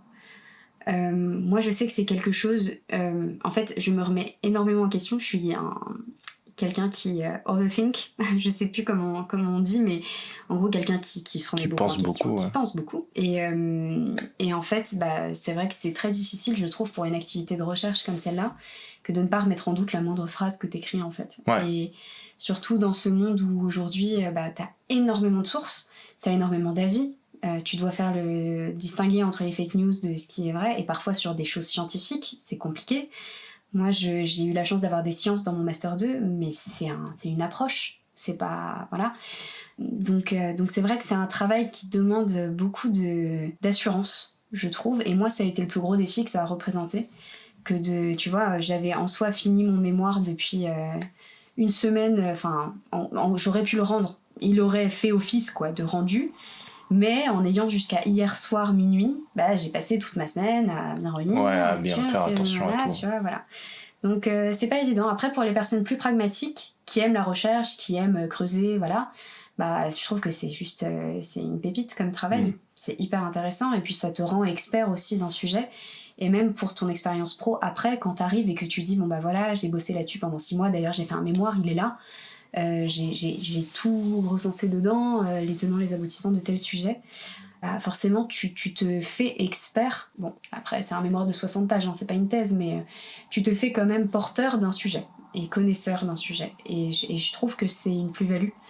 Et même si j'ai pu râler et traîner des pieds pour faire ce mémoire, je suis contente de l'avoir fait derrière. Ok. Est-ce que tu trouves pas que privilégier le mémoire, ça va te pénaliser si tu fais pas de stage? Ouais, moi je suis d'accord. Je pense que l'insertion pro est quand même hyper importante. Ouais. D'ailleurs, c'est aussi un atout de mon école, c'est qu'elle m'a obligée chaque année à faire un stage pour valider. C'était pas obligatoire pour la fac, à part cette année. Cette année, je l'ai fait avec la fac. Toutes les autres années, j'en ai fait un avec l'école, et ça a été une plus-value énorme. Et t'apprends beaucoup sur le terrain, quoi. Ouais, mais même quand c'était pas mon domaine, tu vois. Moi, quand je regarde derrière, c'est vrai que là, à mon stage, j'ai pu arriver en disant, ok, en première année, j'ai fait un stage en cabinet d'avocat. En deuxième année, j'ai été juriste chez une grande entreprise du monde de l'armement, mais j'ai bossé le droit du travail. En troisième année, j'avais fait un volontariat. Bon, c'est du coup complètement différent, pas du tout sur le droit, mais c'était à l'occasion de mon voyage au Pérou, où je suis partie en Argentine et j'avais fait un volontariat, ce qui m'avait fait bosser plutôt le côté interculturel. Ouais. En quatrième année, j'ai fait un stage en ONG dans ma spécialité, et ça m'a amené à faire plein de choses diverses. Et d'ailleurs, aussi en continu, j'ai fait une autre mission pour une association péruvienne de droit de l'environnement, avec qui c'était mon prof de droit de l'environnement du Pérou qui m'avait proposé d'intégrer son asso, pour laquelle je faisais des petits articles, des vidéos à distance pendant 7-8 mois. Et donc voilà, et d'arriver en dernière année de stage, quand parfois t'as des étudiants qui arrivent et qui disent moi j'ai pas fait de stage parce que j'avais pas le temps, ou voilà. Parce que tu veux pas te soucier d'occuper ton été ou quoi, ce qui s'entend parce qu'il faut profiter d'un côté, mais voilà, ça fait vraiment, vraiment la différence. Ouais, donc finalement, en fait, faire ce mémoire, ça t'a pas trop pénalisé puisque tu fais quand même des stages, t'as quand même fait des stages avant, donc ça va. Oui, je pense que ça pénalise jamais que de faire un mémoire, même ceux qui ont pris le parcours recherche. Puis de toute façon, tu sais, il y en a qui veulent aussi partir en doctorat, en thèse, ils savent déjà ce qu'ils veulent faire, ils veulent être enseignants-chercheurs, donc ils font la thèse parce qu'ils savent ce qui les attend derrière, tu vois. Enfin, ils font le mémoire parce qu'ils savent qu'une thèse les attend derrière. C'est-à-dire que tu termines ton M2 en faisant un mémoire, et après tu peux partir en doctorat sur 7 ans. Le doctorat, c'est en fait faire une thèse, c'est multiplier ton mémoire de 60-80 pages par 7, 8, pour rendre un taf de 500-600 pages sur un sujet que tu approfondis encore plus du coup. Et au bout de ça, tu es... après, je connais pas exactement précisément l'organisation à la fin, à l'obtention du doctorat, mais en tout cas, t'as le titre pour être enseignant-chercheur. T'es maître de conf peut-être. Très je sais plus exactement, mais en tout cas... T'es quelqu'un, quoi. T'es quelqu'un. mais donc voilà, il faut juste savoir ce qu'on veut, mais effectivement, c'est pas mal... si j'avais un conseil à donner, c'est de pas attendre le Master 2 pour faire un stage.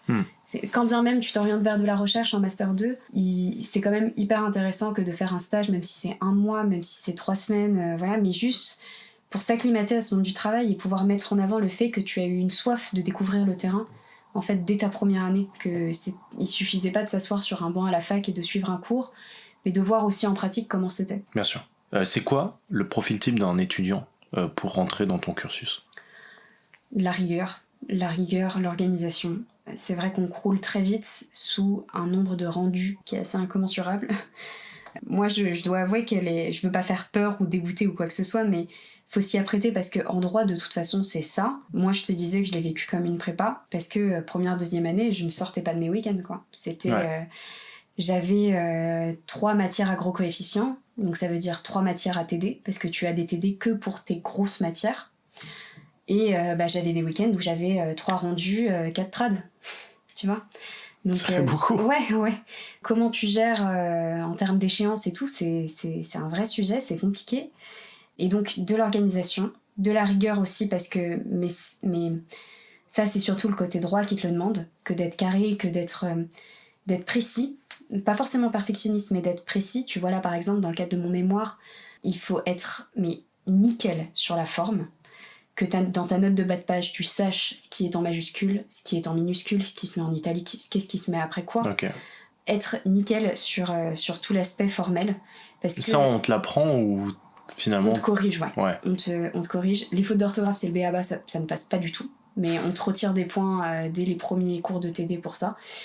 Mais en fait, c'est surtout parce que quand t'es avocat, t'es pas pris au sérieux, en fait. Quand tu prends pas la peine de mettre les formes, de bien écrire, voilà. Donc forcément, c'est un peu pour te conditionner à ça, mais ça peut être violent. Comme moi, c'est bien passé parce que... Est-ce que j'ai un exemple ? Par exemple, nous, on nous a martelé que... mais ça devient des adages, tu vois, des proverbes que tu te répètes, mais on ne dit jamais « la loi stipule ». C'est quelque chose qui est dit partout. Oui, la loi stipule que... Quand tu mets les télés d'infos... Masdac. Mais c'est une horreur. Tu ne dis pas. Stipule, ça veut dire...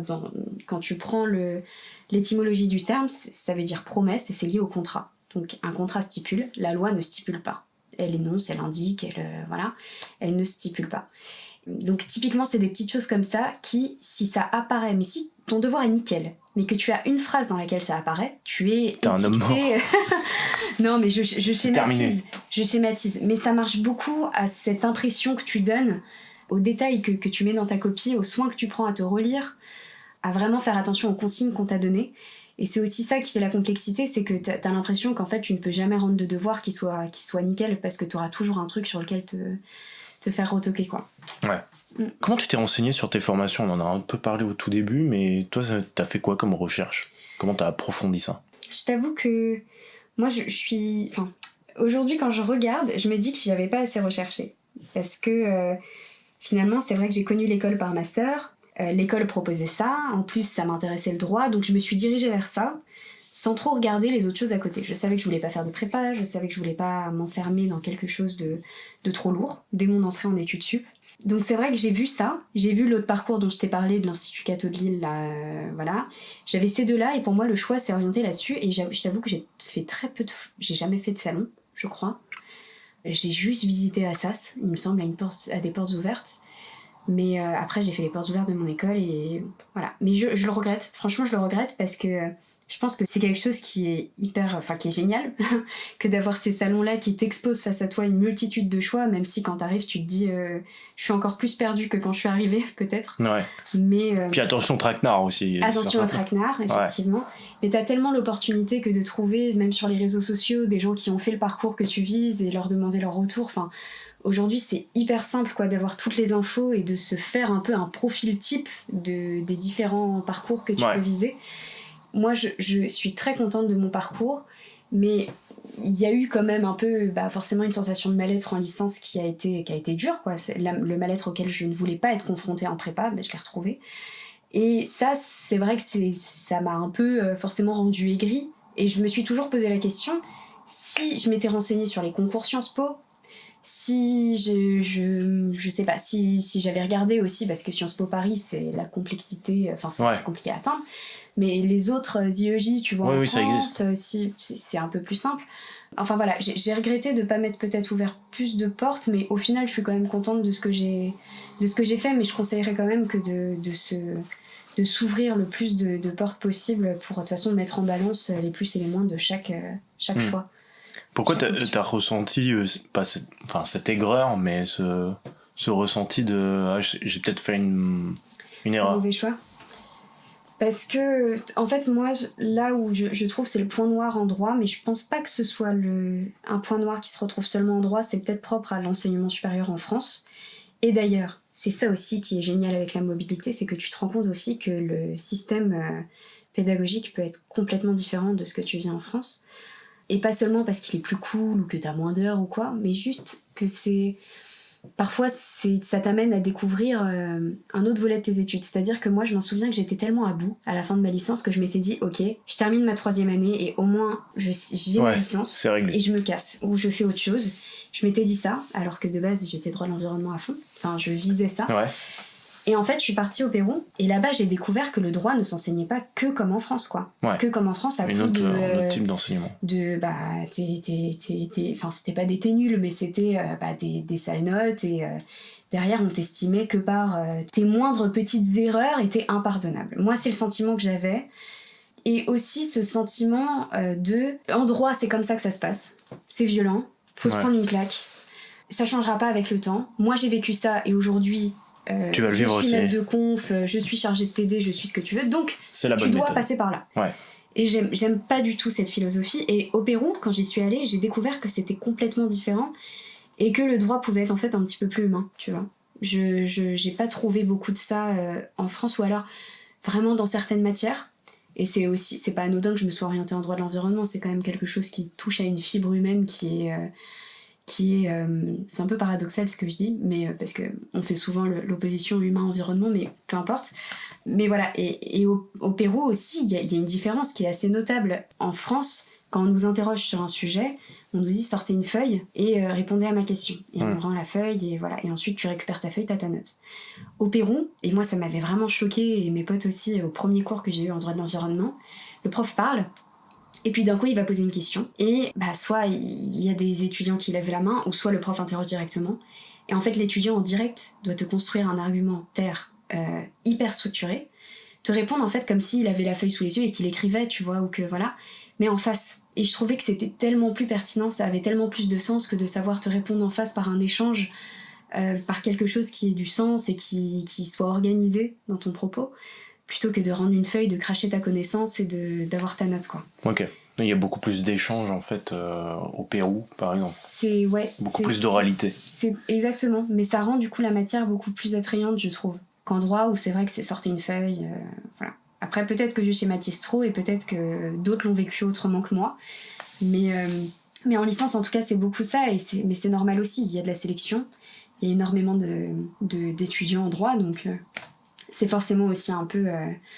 Enfin, il faut réduire les effectifs. C'est toujours le discours qui nous porte. Il faut se battre un peu pour valider. Et c'est aussi... on va pas dire ce qui fait le charme de la fac, mais... C'est comme ça.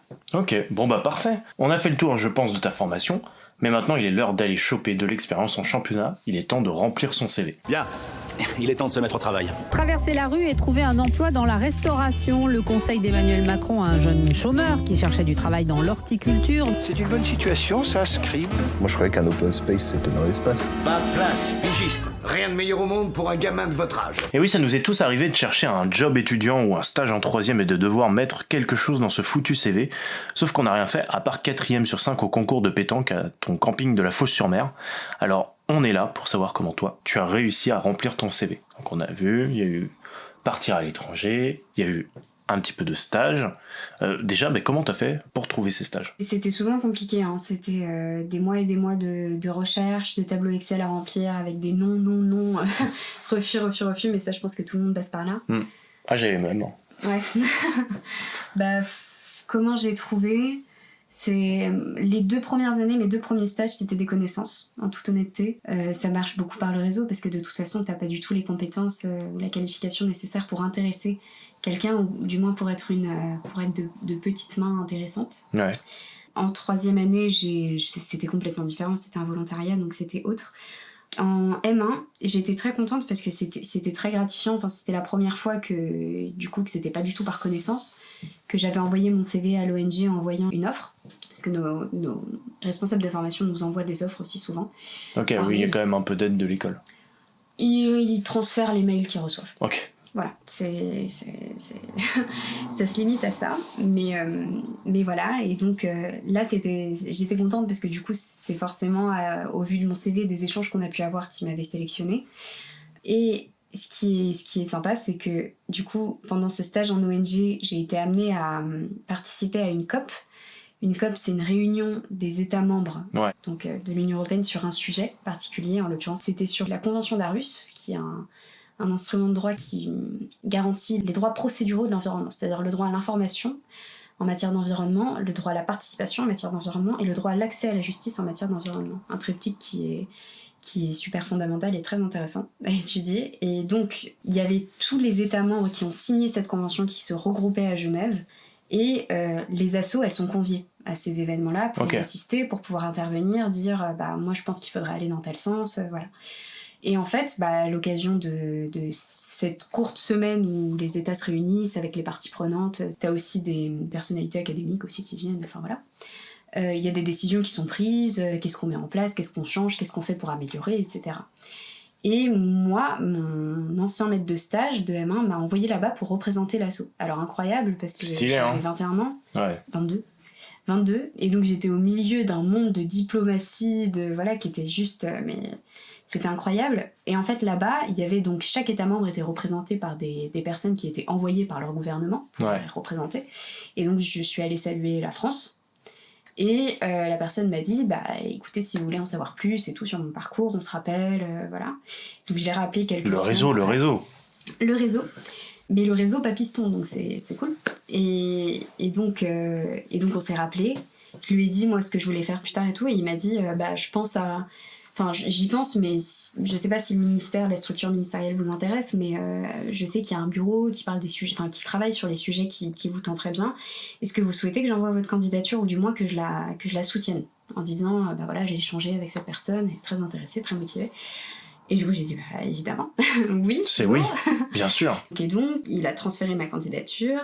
J'ai passé un entretien et j'ai été retenue comme ça. Donc, j'ai connu un peu le tout entre les pistons, la retenue et le passage un peu intermédiaire entre la candidature, parce que t'es qualifié et tout, mais soutenu quand même par quelqu'un que t'as rencontré. Donc, C'était quoi les problématiques que t'as trouvées quand t'es rentré dans le monde professionnel ?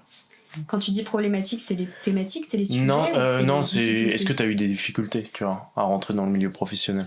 Forcément, Après, c'est compliqué parce que le ministère, c'est quand même particulier. Je te dis, la diplomatie qui est à l'œuvre, c'est vraiment particulier. Enfin, tu sens qu'il y a beaucoup de codes, il y a des acronymes qui te tournent de partout. On te parle de MTE, MTECT, les directions, elles ont tout un acronyme aussi. On ne parle que par sigle. Et du coup, essayer de trouver tes marques là-dedans, c'est compliqué. Tu sens qu'il y a beaucoup d'hiérarchie qui est présente. Ça, je pense que c'est propre à toute entreprise de toute façon. Et non, c'est un gros saut quand même. Moi, je dirais que j'ai mis quand même 3-4 mois à bien m'adapter. C'était un stage de combien de temps ? 6 mois. 6 mois, ok. À bien trouver mon environnement, à essayer de comprendre quels acteurs solliciter quand et pourquoi. quel était notre rôle. Enfin, c'est... Moi, j'ai eu vraiment... je suis très reconnaissante d'avoir commencé par là parce que je trouve que c'est d'une complexité. Ouais, c'est une super expérience aussi. Ouais. Mais l'institution, c'est d'une complexité sans nom. C'était très bien de commencer par là. Et à part ça, tu vois, mon stage en ONG, après, comme je te dis, c'était à distance, mais c'était plus simple parce qu'on était une toute petite ONG avec une toute petite équipe, donc ça allait plus vite. Plus vite, plus informel. Donc forcément, oui, c'est un grand saut, mais c'est un grand saut qui est super nécessaire. Ok. Je pense. Quand t'es parti à l'étranger, j'ai vu que sur ton CV, il y a plein de choses notées. Quand t'es parti à l'étranger, qu'est-ce que t'as fait là-bas, exactement ? Alors, en termes de cours, tu veux dire ou pas en fait, j'ai vu que t'étais parti en Argentine, au Pérou, ok, mais il y avait d'autres... Il y en a d'autres, non ? Qu'est-ce que t'as fait, en fait Alors, je peux te retracer mon petit trip, si tu veux. Allez, vas-y, fais-moi rêver. Non, j'ai envie de voyager. Je vais te dire dans l'ordre, en fait. Donc, je suis arrivée, j'ai fait mon semestre. Pendant ce semestre-là, j'ai fait déjà des petits week-ends de visite par-ci par-là. Donc, j'ai visité, le premier, c'était le Machu Picchu et toute la zone de Cusco alentour où tu peux visiter toute la région des Incas. Et donc ça déjà c'est incroyable, enfin, c'est pour le coup un choc culturel qui est immense et très très authentique. Ensuite à la Toussaint je suis allée voir le Dia de los Muertos au Mexique. Donc ça c'était aussi incroyable, on avait rencontré par l'intermédiaire de nos proprios à Lima une Mexicaine qui avait été étudiante habitante chez eux, donc il nous avait donné son contact, on l'a retrouvée là-bas avec mes potes et donc on a visité un peu le Mexique mais que sur une semaine, mais ça c'était très sympa. Et ensuite on a terminé notre semestre, on a fait les partiels, enfin rendu nos partiels et après on est parti le lendemain en Amazonie 5 jours, donc ça c'était immersion totale, campement et tout, avec un guide. Ah ouais. Il y avait d'autres personnes avec nous. Les vaccins, tout ça. Vaccins, fièvre jaune, oui, les hépatites aussi, bref. Ça moi je pense que c'est ce qui a été le plus marquant, mais aussi parce qu'il y a l'environnement et que voilà, c'est ce qui me tient à cœur, mais ça a été mais je m'en suis mis plein les yeux, c'était sublime. Puis je suis retournée à Noël au Pérou pour... on était invités avec mes copines pour fêter le Noël péruvien chez une amie. Trop cool. Donc c'était très sympa, c'est très drôle de fêter Noël en short. Vraiment, c'est l'été. Une autre ambiance. C'est une autre ambiance. Et après, j'ai fait 2 semaines et demie en Colombie avec une de mes potes, parce que l'autre était restée pour profiter avec sa famille qui venait lui rendre visite. Donc on s'est baladé, on a fait 2 semaines et demie de trip. C'était sublime, tu passais d'un relief à l'autre, de la montagne à la plage, à la jungle, à la ville, c'est sublime. Et alors, un pays que tu as préféré ? Le Pérou. Le Pérou. Ouais, pour c'est pas la Colombie, je dirais que c'est la diversité de paysages que j'ai beaucoup apprécié. Le Pérou, c'est la bienveillance des personnes que j'ai pu rencontrer. Vraiment, les Péruviens ont le cœur sur la main. C'est vraiment quelque chose que j'ai pu noter, et plus au Pérou que dans les pays voisins. Enfin, le peu de pays voisins que j'ai pu faire. Et ils ont une culture, mais qui est juste... qui est incroyable. Et puis une nourriture qui est tombée par terre. Donc non, mais tous ces éléments font que forcément... la bouffe est un gros argument. Évidemment. Mais tu sais qu'il y a une fusion de nourriture japonaise et péruvienne. Mais j'ai vu ça, là, il y a une marque, je sais plus comment ça s'appelle. Qui J'en ai vu un à Avignon il y a pas longtemps. Ça n'a rien à voir. Ah ouais ? Faut aller sur place pour le goûter. Mais attends, ça existe même là-bas ? Ah bah oui. C'est pas un truc inventé en France, genre non. On a fait Japon plus Pérou, c'est ok. Non, il y a une communauté japonaise qui s'est installée au Pérou, en fait. Ok. Alors je sais pas quand, je saurais pas te situer, mais du coup il y a une inspiration, une culture qui a fait fusion. Ah ouais, ok. Qui s'appelle le Nikkei. Et par exemple, t'as des makis acevichado, c'est ce qu'ils appellent ça, où en fait, à l'intérieur du maki, t'as du ceviche en fait, et c'est recouvert de partout avec la sauce qui s'appelle le leche de tigre. Bref, c'est une fusion. Ah, ça a l'air d'être quelque chose. Ah, c'est quelque chose, ouais.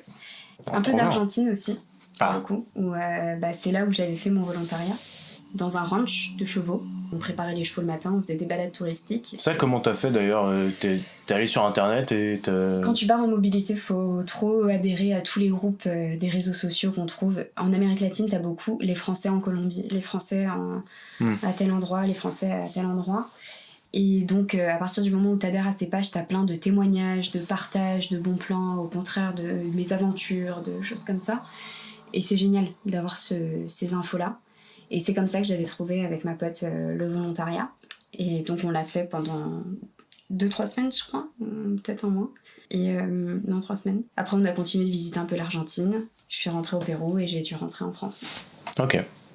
Bon, c'est déjà pas mal. Ah, c'était de la folie. On a fait le tour de ton CV, on a bien taffé. Il est l'heure d'aller à l'après-travail. Tout le monde mange, tout le monde boit, tout le monde est content. Alors ça, faut le boire d'un cul sec, hein. Le vin, c'est aussi le soleil. Alors, mon pote, moi j'ai pas envie, je suis fatigué. Allons, Odès, ne sois pas si mortel. Joins-toi à la cérémonie. L'après-travail, ou l'afterwork pour les plus anglo-saxons d'entre nous, c'est un moment après la journée où ta pote vient t'embarquer pour boire un verre. T'as pas forcément envie d'y aller, mais bon, t'y vas quand même. C'est pas forcément la meilleure idée. Voilà, je te préviens. Pour commencer cet après-travail, je voulais savoir, c'est une question un peu... On va peut-être devoir la couper, mais étant donné que tu travailles dans le gouvernement sur l'écologie, est-ce que, on en parlait en plus, avoir une économie et en même temps avoir l'écologie. Comment tu fais, toi, pour essayer de faire changer les choses alors que le gouvernement a un chemin, a une idée, et peut-être que toi, t'en as une différente, tu vois. Comment tu fais pour gérer les deux ? Finalement, la décision vient pas de toi. Donc, comment tu fais, même si là t'es en stage, tu vois, mais comment tu fais pour quand même être en adéquation avec tes idées et en même temps travailler là-dedans ? C'est une très très bonne question et je pense qu'il mérite d'être posée parce que moi ça va que je suis dans une équipe qui est vraiment progressiste et qui veut avancer.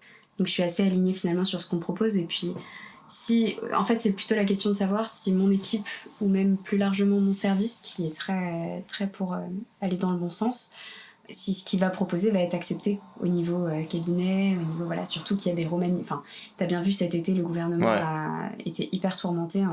La composition du gouvernement a été tumultueuse et donc c'était l'incertitude totale. Tu savais pas, tu pouvais pas anticiper en fait si ce que tu allais proposer allait être en raccord avec la volonté d'au-dessus. Donc je pense que je suis très contente de ma place parce que je suis force de proposition avec mon équipe. Enfin, je travaille en tout cas donc pour être force de proposition. Et c'est ce qu'il y a de mieux en fait. Je trouve que de proposer quelque chose qui va dans le bon sens. Le tout, c'est que parfois effectivement ça peut être frustrant. Ça peut être très frustrant.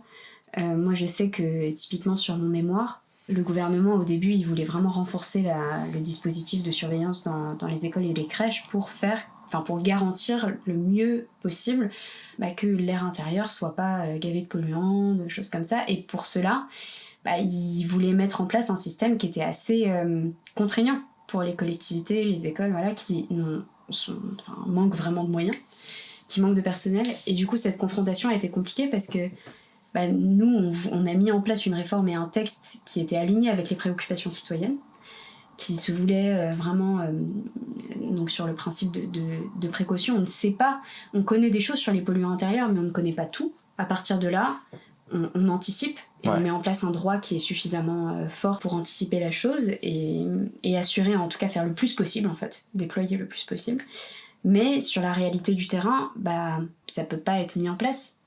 Et donc ce genre de concession, parfois c'est frustrant parce que tu te dis ça par exemple, ça aurait dû être mis en place, la pertinence, la volonté de protection fait que ça aurait dû, mais on ne peut pas sur le terrain pour des questions de moyens, de budget, de personnel, voilà. Et donc effectivement il y a une part de frustrant, mais le fait de savoir qu'au moins dans la volonté on est tous alignés, moi ça me plaît beaucoup. Ok. En fait, ce que j'ai du mal à, tu vois, ok, par exemple le gouvernement, ils vont en décider, on met tel ministre parce que ministre à l'écologie, même ça a changé, non, c'est plus écologie, c'est un mot plus spécifique. Mais on met tel ministre parce que c'est notre parti et genre elle est censée être d'accord avec nous, etc. Mais est-ce que au sein de ce ministère, il y a forcément des gens qui sont pas ok, tu vois? Tu veux dire avec la nomination? Non, pas avec la nomination, mais avec les idées du gouvernement. Ah oui. Comment tu fais? Ouais. Après, pour gérer ça. Enfin, c'est peut-être pas ton cas et tout, tu vois. Donc, mais forcément, dans l'équipe, il doit y avoir des profils différents. Ou est-ce que c'est vraiment c'est compliqué, raccord, tu vois, parce que il y a tellement de branches différentes du droit. C'est très compliqué quand tu veux, par exemple, agir du point de vue énergétique et mettre... c'est très schématique, hein, attention, c'est beaucoup plus complexe que ça derrière. Ouais. Mais par exemple, quand tu veux mettre en place des éoliennes pour progresser au point de vue énergétique, avoir des énergies le plus renouvelables possible, mais que derrière tu sais qu'on les place dans des endroits qui peuvent potentiellement nuire à la biodiversité. Tu vois, t'as parfois des enjeux de l'environnement. Quand tu penses progresser sur un côté, tu régresses de l'autre. Et donc c'est très compliqué parce que moi, tu vois, je suis dans une des 5 directions du ministère, mais les ministres qui sont au-dessus, il y en a 2 en l'occurrence, il y a Christophe Béchu qui est sur l'écologie, la cohésion des territoires, et il y a Madame Pannier-Runacher qui est sur tout le volet énergétique, et au-dessus d'eux, il y a la première ministre. Et c'est compliqué parce que nous, on est à notre échelle, on a un enjeu, une volonté, mais en fait, il y en a beaucoup plus à prendre en compte. Ouais. La mise en balance est très complexe. Ok. Est-ce que tu veux parler des points positifs de ton expérience, de tout ton cursus plutôt ? Des points positifs. Ouais. Oui. Les premiers, c'est qu'elles m'ont fait rencontrer des personnes incroyables. Non, c'est vrai que c'est un parcours qui demande, comme je t'ai dit, beaucoup de mental, beaucoup de rigueur. Et forcément, tu t'es soudé avec ces personnes-là, tandis que, tu vois, j'ai pas tissé beaucoup de liens avec les personnes que j'ai côtoyées en licence, par exemple, en amphi. Un petit peu plus en master, mais pas autant en tout cas qu'à l'école. Donc ça, je pense que c'est déjà... sur l'aspect relationnel, c'est peut-être pas ce à quoi on pense en premier lieu, mais j'ai beaucoup apprécié ça. Et sinon, à part ça, je reviens à la question que tu m'as posée tout à l'heure, mais le fond de la matière, quoi. Moi, ça m'a captivée. Sur des tas de sujets, des tas de lectures que j'ai pu avoir. J'ai adoré ce que j'ai appris, j'ai adoré lire des auteurs que j'ai pu découvrir, j'ai beaucoup appris. Donc voilà, c'est un peu les aspects... c'est un peu limpide, hein, ce que je dis. Non, mais après, c'est ton avis, c'est ce que t'as ressenti. Est-ce qu'il y a un moment marquant où tu t'es dit, et ça, jamais je l'oublierai, un truc qui t'a rendu fier, tu vois ? Un truc qui m'a rendu fier. J'imagine la COP21, c'était pas mal. C'était pas mal. Peut-être ta première moyenne à la fac Écoute, ouais. Je me souviens que c'était vraiment dur la première année parce que c'était tellement stressant qu'on était très nombreux à enchaîner les insomnies et tout. Enfin, c'était une horreur. Et je me souviens, j'avais adoré le droit constitutionnel. Et d'ailleurs, mon prof de droit constitutionnel de première année est le même que mon prof de responsable de formation en droit de l'environnement. Du coup, ça fait peut-être le lien. Mais je me souviens que pour mon partiel de première année, c'était le premier partiel que je passais dans une matière hyper complexe. J'avais majoré, donc j'avais eu la meilleure note de la promo. Et alors j'avais pas dormi du tout de la nuit. J'avais ressenti ça comme une prouesse. Je me suis dit, c'est beau. Je suis miraculée. Mais après, j'estime pas vraiment les notes. Enfin, j'y accorde pas beaucoup d'importance parce que, comme je le disais, c'est le plus dur est de garder confiance en soi quand on se prend des 7 ou quoi. Donc tu vas pas accorder du crédit derrière forcément à des bonnes notes. Non, moi j'ai ressenti énormément de reconnaissance quand le prof de droit de l'environnement péruvien m'a proposé de rejoindre son asso. C'est un prof qui est super reconnu, qui agit énormément au Pérou pour la cause, et le fait qu'il me propose de la rejoindre, j'ai trouvé ça juste absolument incroyable. Ouais, absolument incroyable. Je pense que c'est ça, là où je suis le plus fière, à mon avis. Et à contrario, les points négatifs, si tu devais en retirer, s'il y en a d'ailleurs. Un moment négatif choc, mais je pense que ça nous a tous choqués. Moi, j'ai été particulièrement traumatisée par le droit de la famille. Ah ouais ? Oui. C'est-à-dire que la prof était tyrannique et que non seulement autant dans la méthode que dans l'apprentissage de son cours. T'as des exemples ?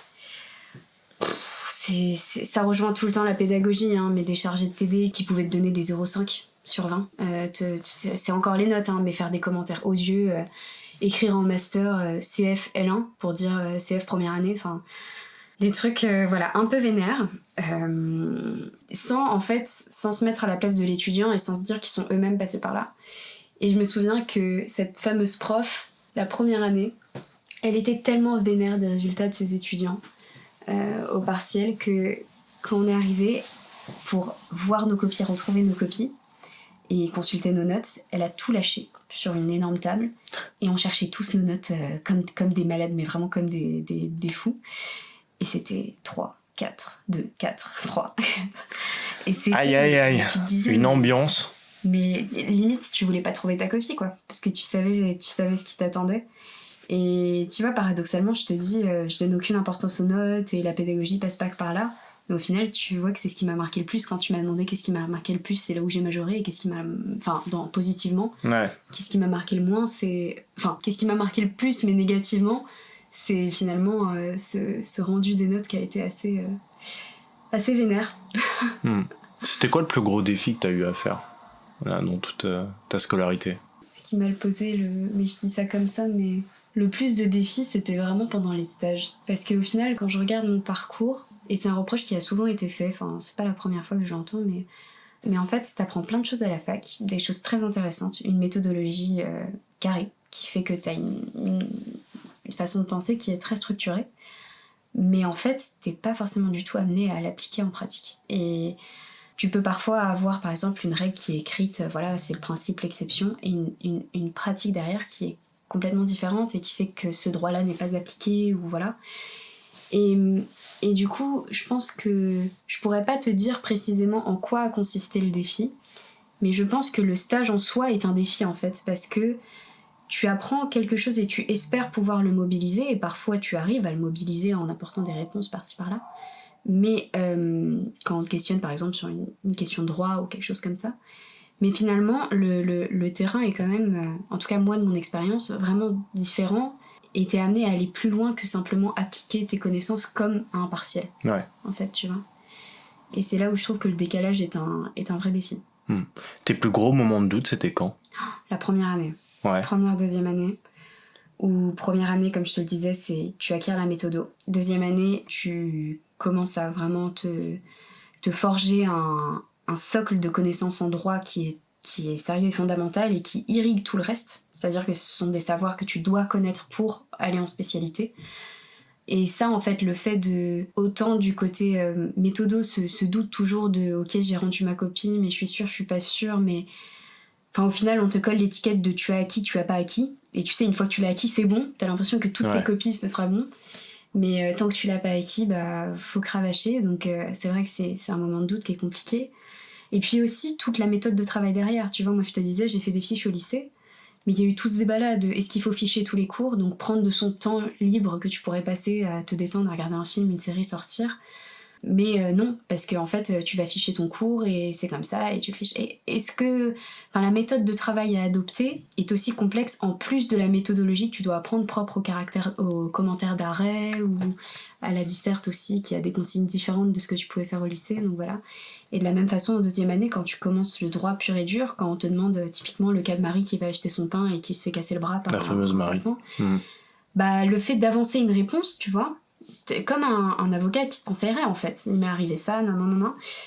Prendre cette posture un peu d'avocat, de dire c'est telle règle qui s'applique, c'est ça qui va se passer, vous devez dire, si vous êtes interrogé, ça c'est plutôt du pénal, mais vous devez dire ça au juge parce que c'est comme ça que ça se passe, forcément c'est hyper intimidant d'avoir cette démarche-là.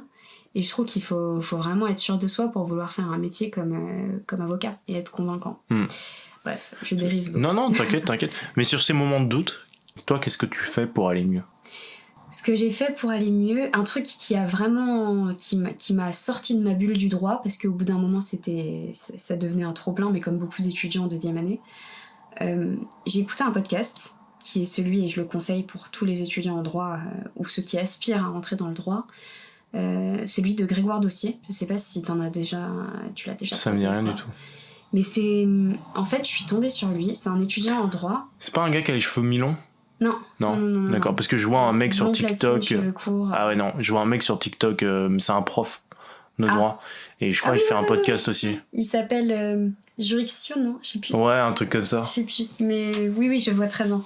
Non, c'est pas de celui-là que je parle, mais en fait, qui m'a servi un peu de mentor parce que il avait la parole bienveillante que je trouvais pas à la fac. Ouais. Et t'inquiète, c'est normal de passer par là, c'est normal de te prendre des 7, et oui, c'est injuste, mais tu passes par là, et c'est vrai que juste d'entendre ça, toi de toi-même, t'as beau te le dire, tu restes hermétique en fait à ça, à cette pensée, mais le fait qu'on te le dise et que ce soit un étudiant qui soit passé par là qui te le dise, et qui a à peu près, qui est tout proche de ton âge, tu vois, forcément, moi, ça m'a hyper confortée et ça m'a permis de tellement relativiser et de prendre du recul, en fait, parce que c'est vrai que t'es dans une machine où, entre tous ces prérequis de il faut acquérir la méthode, il faut savoir, et si tu sais pas, t'es pas compétent. Moi, j'en avais une phobie, tu vois. Je me disais, mais comment est-ce que tu peux devenir avocat et être sûr de ce que t'avances sans je sais pas, faire d'erreur ou quoi. Pour moi, l'erreur était vraiment impardonnable dans ce parcours. Et en fait, lui m'a vraiment guidée vers cette façon de penser que non, le droit, c'est autre chose que ça, que dû répondre tout de suite maintenant et donner le vrai. Je le conseille vraiment à fond. Il est génial, il donne des conseils méthodos, il a sorti un livre. Enfin, vraiment, je ne peux que le conseiller. C'est le boss du game. Moi, je trouve. Ok. Aujourd'hui, est-ce que tu changerais quelque chose à ton parcours ? Ou ouais. est-ce que ça se trouve tu changerais rien mais... Ouais, j'irais plus boire de coups. C'est vrai. Plus boire de café, plus boire de coups avec les potes, ouais. Faut rattraper ça. Ouais, tout à fait. Mais c'est vrai que les premières années, t'es très intimidée par tout ce qui se passe et donc t'as pas forcément le réflexe de... Tu fonces en fait, tu fais ce qu'on te dit et l'équilibre de vie, en fait, tu te questionnes pas trop là-dessus. Et en fait, c'est tellement, tellement important. C'est tellement important que de garder un équilibre de vie. Et moi, j'en suis venue à un moment où je culpabilisais, tu vois, d'aller au ciné, de se faire un resto, de voilà. Et c'est là où tu te dis ça cloche c'est peut-être là où un tu te peu. dis, il y a un truc qui va pas. Il y a un truc qui va pas. Moi, on m'avait vendu des études supérieures à la fac, cool, sympa, où tu sors, t'es chill, tu viens quand tu veux ou quoi. Non, en fait, non, c'est pas ça. Ça dépend en fait les licences ou pas, tu vois. Enfin, oui, ça dépend des licences, mais c'est aussi, ça dépend ce que tu fais toi de la licence qu'on te donne. Et ça a beau être quelque chose de très exigeant, tu peux toi en faire quelque chose qui n'occupe pas toute ta vie en fait, et profiter à côté d'autres choses tout en prenant ton kiff dans tes études. Donc c'est très important, et si je devais changer quelque chose, je changerais ça. Là, il te reste combien de temps d'études encore ? Non, c'est fini là. Terminé. C'est terminé. Adios. C'est terminé là. Adios. Ok. Tu te vois où alors dans, je sais pas, l'année prochaine ou dans 5 ans ? C'est quoi le non, ça, but ? c'est la question interdite, Clément. C'est la question de tous les podcasts. J'ai écouté tous les podcasts. Dans chaque, il y a cette question. J'ai dit pourquoi pas moi ? Ce que je sais, c'est que j'ai envie d'aller tester plein de structures. J'ai envie d'aller en cabinet de conseil, j'ai envie d'aller en entreprise, j'aimerais trop enseigner aussi à un moment, donc peut-être aller dans un cadre d'école, ou voilà, pour, je sais pas, peut-être donner des cours en droit, en environnement ou quoi. J'ai envie de tester plein de choses. Ok. Donc je me ferme vraiment pas de porte. D'un autre côté, j'ai pas le sentiment d'avoir fait le tour. Là où je suis, il y a tellement de thématiques différentes. Là, tu vois, pendant mon stage, j'ai bossé beaucoup sur la qualité de l'air intérieur, mais je suis l'application d'un plan du gouvernement qui traite de plein de sujets, notamment la qualité de l'air intérieur, mais aussi les pesticides, les perturbateurs endocriniens, les ondes électromagnétiques, le bruit, les nanomatériaux, des tas de sujets qui aujourd'hui sont très touchy parce que l'état des connaissances scientifiques fait que ça évolue beaucoup et très vite. Des préoccupations citoyennes qui sont grandissantes, mais il y a derrière l'économie, le social qui sont aussi des choses à prendre en compte. Enfin, ce sont des sujets qui sont fondamentalement complexes et très intéressants et sur lesquels je manque beaucoup de connaissances scientifiques. Et j'aimerais beaucoup du coup exploiter peut-être un peu plus ça avant d'aller voir ailleurs. Mais je sais, enfin si tu me demandes de me projeter, que j'aimerais bien aussi aller voir ailleurs. Ouais, pas que professionnel d'ailleurs. Quand je disais 5 ans, tu vois, j'étais en mode petite baraque, sur l'eau, ou pas du tout. Non mais vraiment, dans 5 ans, c'est quoi ta vie là ? Ouf, dans 5 ans, c'est quoi ma vie ? Bah écoute, j'espère aussi cool que là je vis mon entrée dans la vie active. Parce que... Enfin, c'est cool de se sentir utile, donc j'espère que je me sentirai toujours aussi épanouie dans ce que je fais et que je mettrai toujours autant de sens à cela. J'espère aussi que je me serai nourrie de plein de nouvelles connaissances et de choses et que je me sentirai plus connaisseuse et experte de certains sujets. Et écoute, peut-être qui sait, ce sera pas au Pérou, mais peut-être autre part, au Chili, en Argentine ou dans un pays anglophone, peut-être bouger un petit peu plus. Pourquoi pas ? Tu vois, j'avais tiré un trait sur l'Espagne pour l'Erasmus, mais j'aimerais peut-être bien aller vivre à Madrid. Peut-être, je te disais que je voulais pas être avocate, mais peut-être découvrir le métier d'avocat quand même à l'occasion d'un stage ou d'un petit contrat à Madrid. Oui, tu peux. Voilà. Du coup, ce qui est bien, c'est que tu peux bosser à l'étranger avec ce que tu fais, quoi. Exactement. Donc ça, c'est plutôt cool. Ouais. Ok, trop bien. Et dernière question là-dessus, mais est-ce que t'avais enfin j'imagine que non, mais est-ce que t'avais cette vision de ton métier quand t'as débuté en première année ou même en terminale ? Pas du tout. C'est quoi qui a évolué ? Pas du tout. Déjà, je pensais que la traduction aurait beaucoup plus d'espace dans ce que je ferais plus tard, et pour l'instant, c'est pas le cas. Je suis amenée à lire des articles en anglais, à écrire parfois en anglais, mais au final, faire de la traduction pure et dure, en plus avec les progrès des traducteurs automatiques, je suis très contente d'avoir été formée à ça parce que je pense que d'ici 5 à 10 ans, ça n'existera plus, les filières de traduction. Ok, carrément. Je sais pas si tu utilises les traducteurs comme DeepL ou quoi que ce soit, mais c'est hyper... Mon gars, DeepL. C'est hyper performant. Ouais, c'est hyper performant. Et c'est vrai qu'aujourd'hui, quand tu interroges des étudiants en traduction, très souvent, ils te disent que eux, leur travail consiste souvent à corriger, en fait, les failles du correcteur automatique. Mais de prendre comme base ça, tu vois, parce que c'est un gain de temps de fou qu'aujourd'hui on te demande de faire des traductions en masse et que je crois qu'il y a même maintenant un registre, tu peux sélectionner formel ou informel sur ouais, je crois. C'est tellement perfectionné, il y a des dingueries dessus. Et donc voilà, peut-être effectivement la traduction un peu moins présente. Je m'attendais aussi à ce qu'il y ait beaucoup plus de droits en ministère. En fait, je suis entourée d'ingénieurs. Il n'y a pas beaucoup de juristes, en tout cas, moi dans mes bureaux, il y a une direction qui est dédiée à ça et qui gère tout ce qui est contentieux, tout ce qui est affaires en justice, etc. Mais du coup, dans les services en soi, il n'y a pas tellement de droits, je m'attendais à ce qu'il y en ait plus. Mais c'est pas pour autant que ça me déplaît. Ouais, ok. Bon, trop bien. Ouais. Alors, l'émission touche bientôt à sa fin, mais je voulais savoir, est-ce que tu avais une petite reco pour nos éditeurs qui permettrait de se plonger un peu plus dans ton quotidien ou dans ce que tu as fait? Voilà. Alors, moi, ma plus grande reco, c'est d'aller vers les gens qui ont fait les études auxquelles on aspire. De demander un retour, mais même de poser les moindres questions, dans les moindres détails pour essayer de se faire un aperçu le plus fidèle possible de la formation que l'on vise. C'est vraiment hyper important et même rassurant.